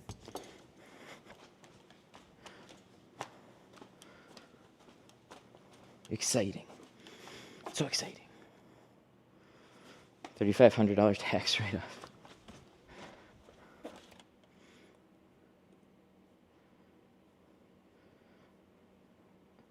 I have 15 years in the industry, the go-to guy, but... Oh, here we go. I'm pretty sure my software times out if, like, the computer screen goes off. I gotta fix that. All right, we'll peel this corner. We'll cross our fingers real hard. Spray.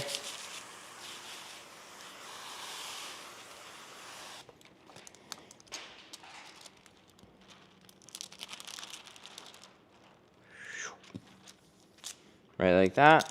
And we're gonna roll this up like a poster.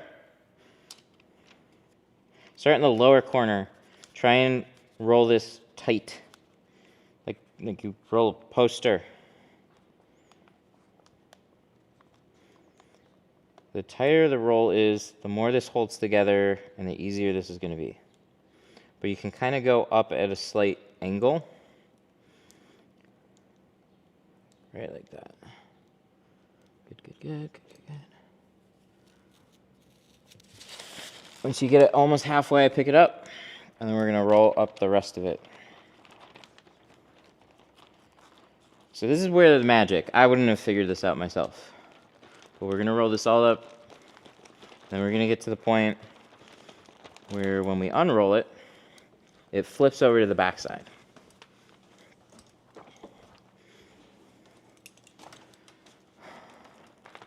What's a good average pricing range for window tint? This job, I charge $450 for my standard film, up through $700 for ceramic. So it just varies wildly based on area, what you can charge, and what films you're installing. There's a lot of people that are going to tell me that's too expensive. There's going to be people that tell me that they charge more. See, we unrolled it. Now tint is exposed, and we're going to tuck this in. So again, I have another camera. If you want to see this on YouTube, you can see that angle. I can only move the TikTok camera around so much. Just some perspectives here. So the big goal here is we're going to line up this lower corner first. So get that in and start tucking that all the way down. As far down as you can. And then you want to get this left side situated. Right like that. Once that kind of lays flat, then you can start unrolling this. But as you unroll it, you'll notice the film will kind of loosen up a little bit more, so you can kind of wiggle it into place. So you don't need to get it perfectly in place immediately, but within that first couple of feet, you should get pretty damn close, and then go from there. Then we're gonna keep unrolling it.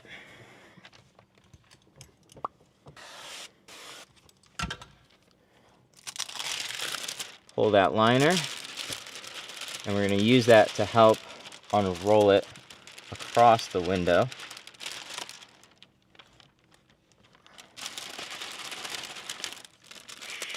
Right, like that. Where's my sprayer?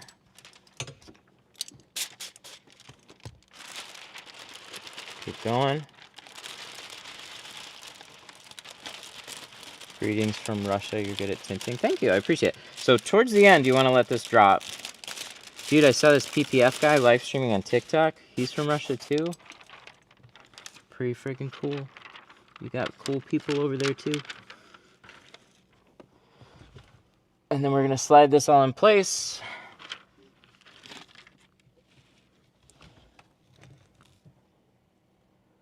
Whoop.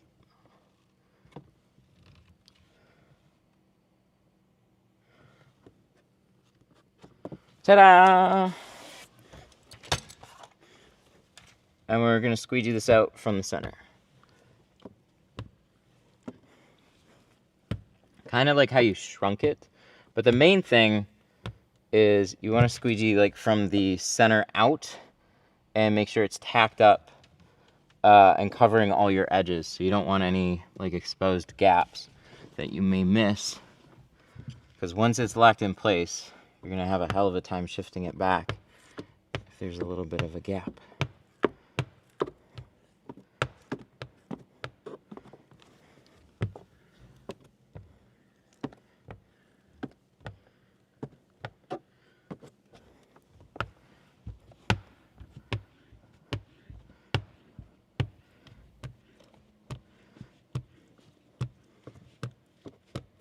I tried rolling up some film for a mobile job, but then it had some lines in it. That's interesting. Alrighty, we're getting close.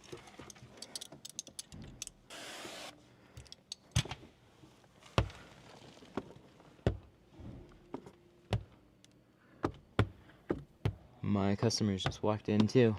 So as soon as I'm done with it, they can take it.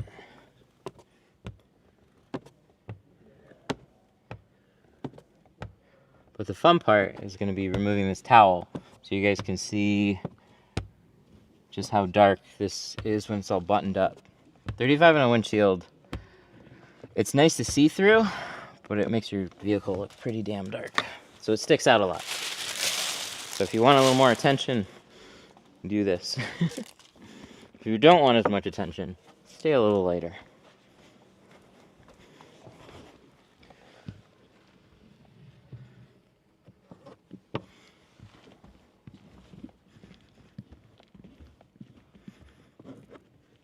Right, like that.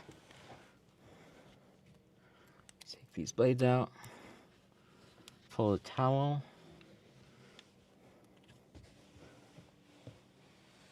Careful not to flip the film. There we go. Towel is out. See how much darker that looks?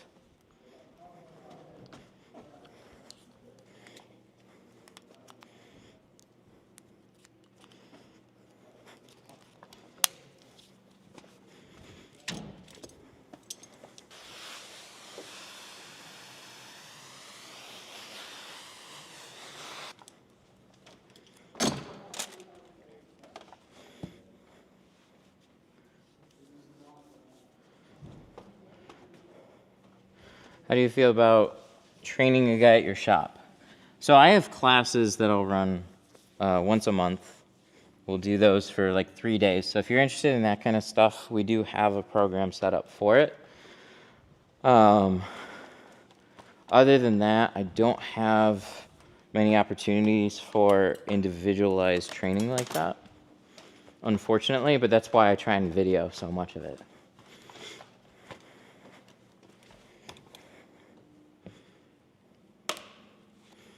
So now we're going to squeegee this off. We're going to check for imperfections now. If there's anything major in the center, this is an immediate redo. Any light fingers and stuff on the outside edges, those can be addressed. That's just an easy thing. But you're always looking for problems. and you hope you don't find any. Looks pretty good. And we'll go to the other side, clean that off. And then, yeah, it's just small touch-ups around. Everything else should be pretty good.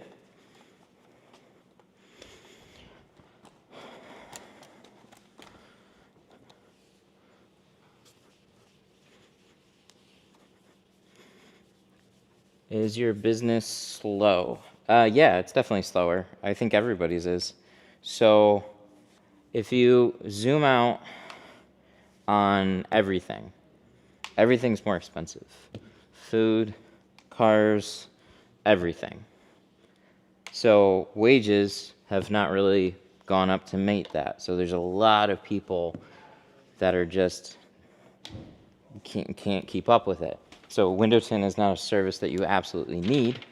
So it's just harder to get business.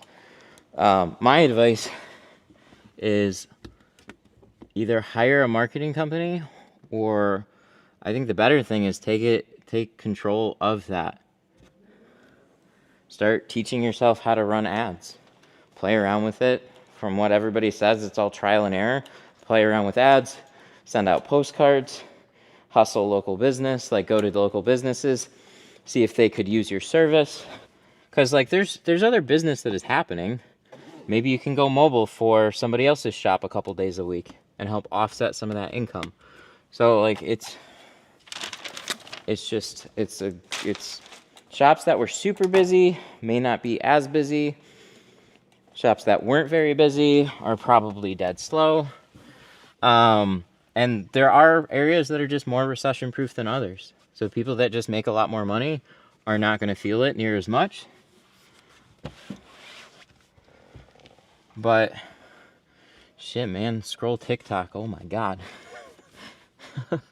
It's not easy for anybody right now. Inflation kicked in. Everything's expensive. Everybody's got to try and do their own thing to make money. So, yeah.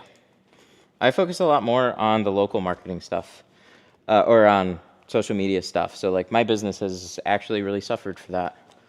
Something that we just got our whole business website redone. That's been helping with leads. So that's cool to see. That's another thing that you can do. We're in Detroit. You're located. Sterling Heights, 18 and Mound. Any updates on the tint school flat glass? Well, it's going to be there. We just got a quote from a contractor. I was hoping it would be farther along by now, but it's just one of those things where you're better off paying a company that can give you a price and give you their time to just like do it, and they're going to have a crew that's going to just get it done. So whenever, like, we can put it together, but there's so many other things that is just like starts getting in the way. So that's kind of like honestly what has happened. But we just got a quote from a company last week or this week, and they're going to get back to us on Monday because we like their quote and we actually want to add to it based on some information that we got from another company. So I didn't think we would be able to, after hearing some things, I didn't think we'd be able to build above our showroom. I had no idea where the price was going to be. It was going to be like dumb expensive, but like how dumb expensive is it going to be? So put you guys up here. You guys can see it better than me. See that? See all that space up there? Look at that. Unfortunately, these walls are built like shit. See that beam? That beam right there, over there? That's all that's holding this wall from falling over. So it's like, it's not exactly up to code or anything anyways.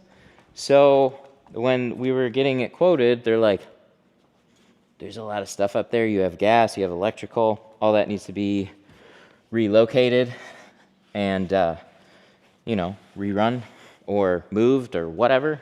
You have HVAC up there. So that's kind of like part of what needs to be done. Oh, so fun. It's so fun. And so I thought it was just going to be completely out of reach, and then we got a quote back, and I'm like, that's expensive, but it adds, if we do that with the other extension that we were told would be way easier to do, then it would be way more possible. So we can for sure get like a 300 square foot platform built right here.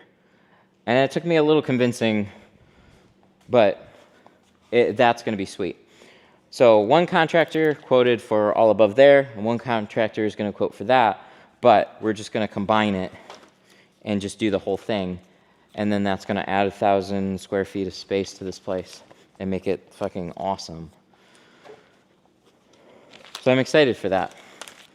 And then that same company then is like, yeah, no problem. Your flat glass wall is going to be easy. So we're going to build a 25 foot by 10 foot high wall. It's going to be as tall as this is right now. And we're just going to put a bunch of flat glass windows on it. So like house windows and stuff like that. So we're going to do that kind of training. This place is going to be completely fucking different.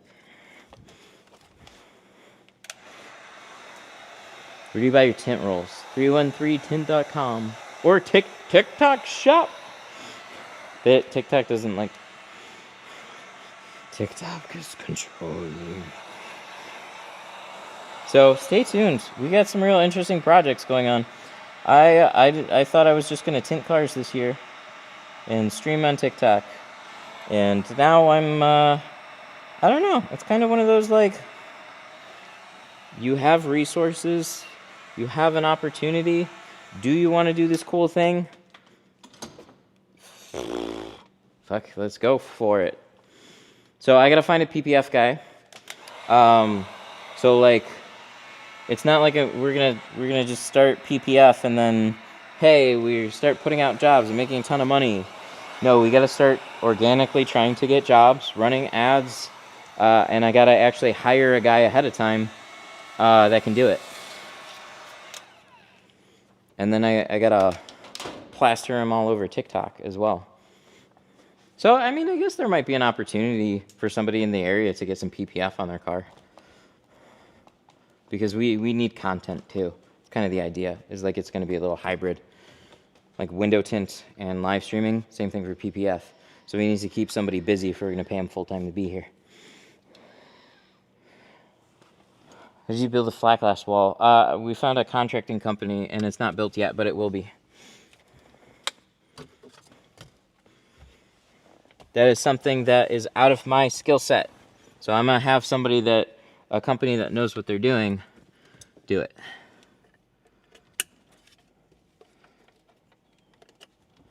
Okay, let's untwist this. So we're going to pop this mirror back in.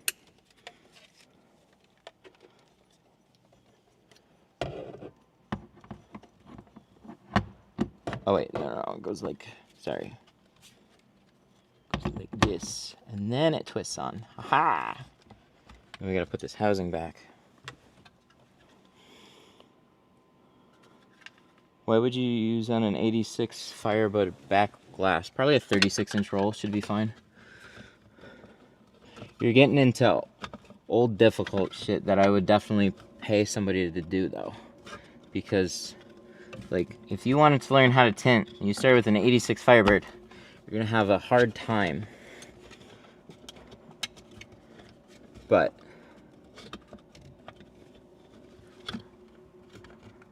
oh, I hate this part. Come on. There we go. You just gotta get it. You just gotta get it in place. Oh, it's not even in place.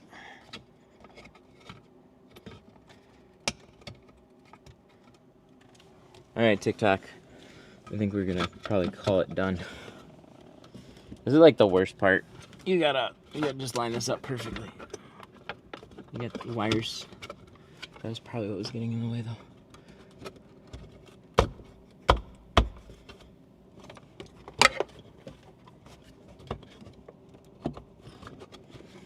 They just need to be finagled. There we go. It's just getting it in the right place. And then it zips. And then we can get this in there. Ta-da! Click, clack, done.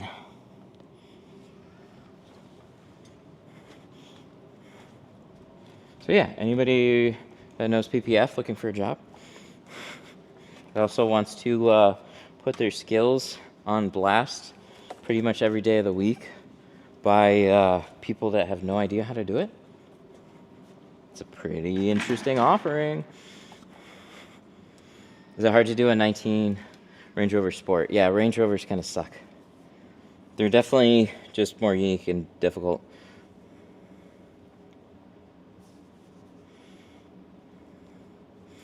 Is it advanced tinting, or would you be opposed to working something out? I don't think it makes sense money-wise, because I don't know what I have to charge exactly, but it'd be expensive because of everything else that we have going on here. So I literally have to put everything else on pause. So it's the class itself has generally like a mix of people that have been tinting, that haven't been tinting, but is more beginner, like beginner through like intermediate. But there's opportunity to learn the better stuff, absolutely. It's just you might get bored throughout the day.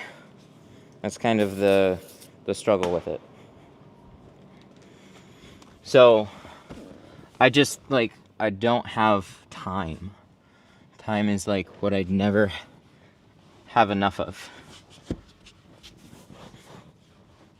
So to try and set aside an extra special day for an advanced training is just like, I wouldn't have enough interest, and I feel bad, but I'd hit up a shop and see if you could pay them $500-600 a day and see if you could hang out with them and learn some advanced stuff.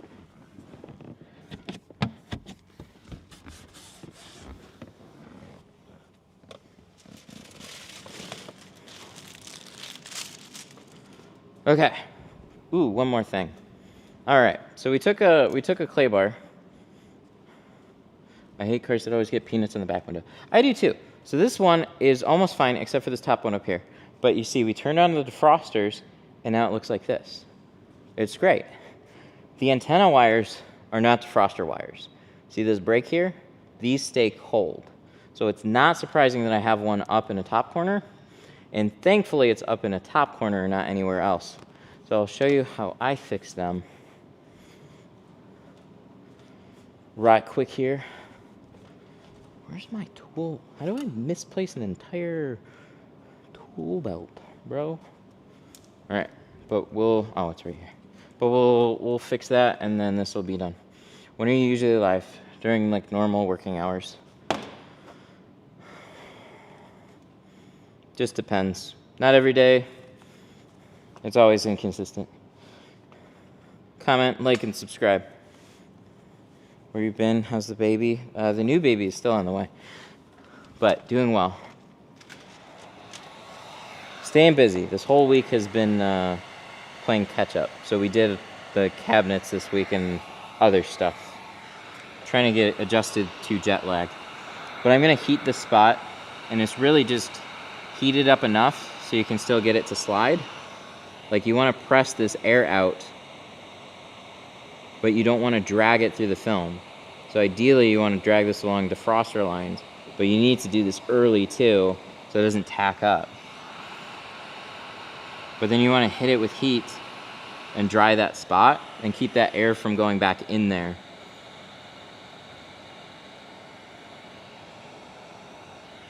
But that's way easier in a spot where I can get to it up here. If it's down in a lower corner, it's a lot harder to get to. So that's why I like to turn on the defrosters, be careful about my shrinking, and make sure everything's pressed down before I walk away from it. And then anything that pops up towards the top, it's way easier. Why is that paint so dull? So there is a giant diffuser. So this casts a big soft glow on the car, which helps you guys see this better, actually. Looking good. A little bit more heat.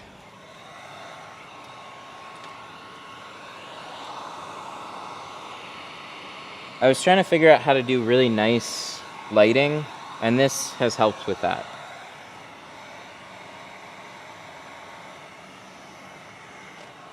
I get nervous with the heat. Well, the biggest thing is just to do it while it's wet. And mainly hit the spot that's bubbling up and trying to get that to dry first. But ideally you would do that very quickly. But I tend to go heavier on my soap, so I can usually let those problems sit for a little bit longer, especially when it's cold. So we're not cold weather, but it's definitely cooler.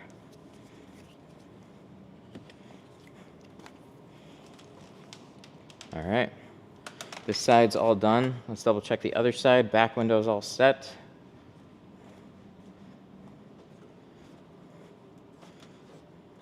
I was just being a smartass.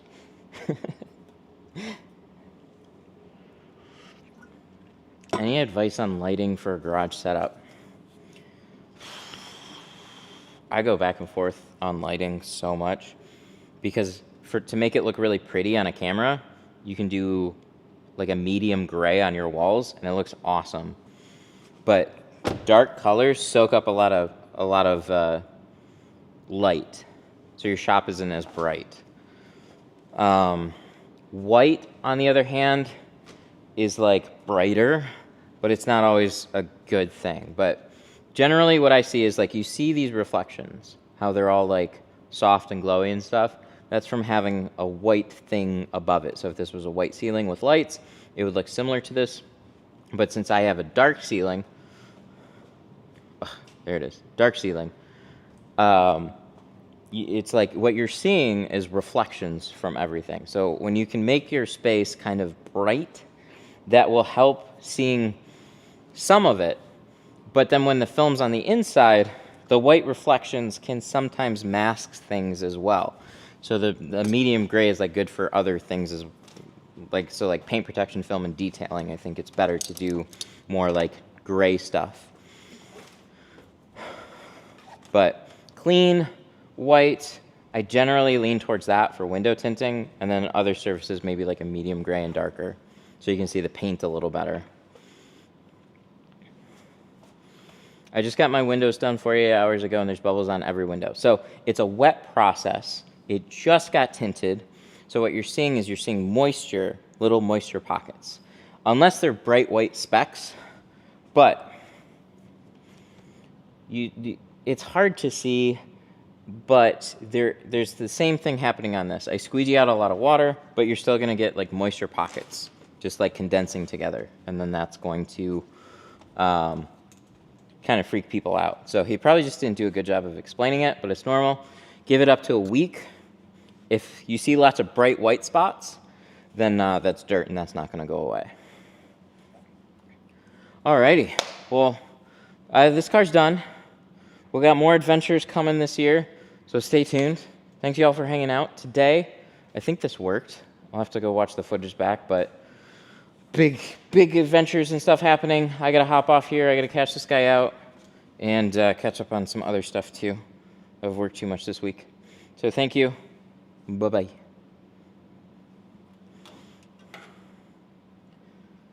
Sweet. What's up, YouTube? YouTube's still here, right? I know you guys are still here. I told TikTok. It's TikTok's bedtime. That kind of worked out, though. That was fun. Let me, yeah, I gotta check this software situation, because that's the only thing I'm a little, like, for the most part it worked, but I think we had some timeout issues. But other than that, we were good. Let me see if I can find some, I don't know if this is too sticky. Masking tape.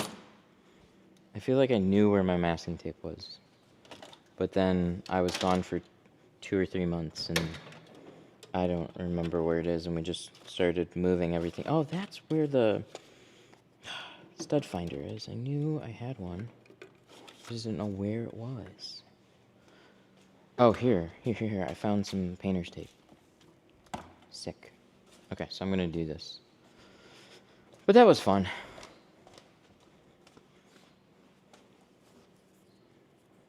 Can you show a difference between 20 and 5 on the inside? Actually, yeah, that's fine. That's easy to do.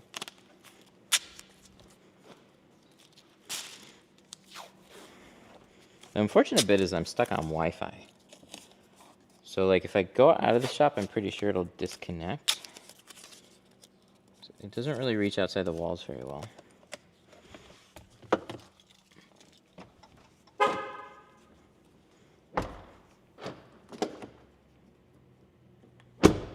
Nice.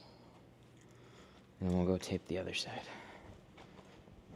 But that stream could have gone way worse. Because YouTube, TikTok, it was tough.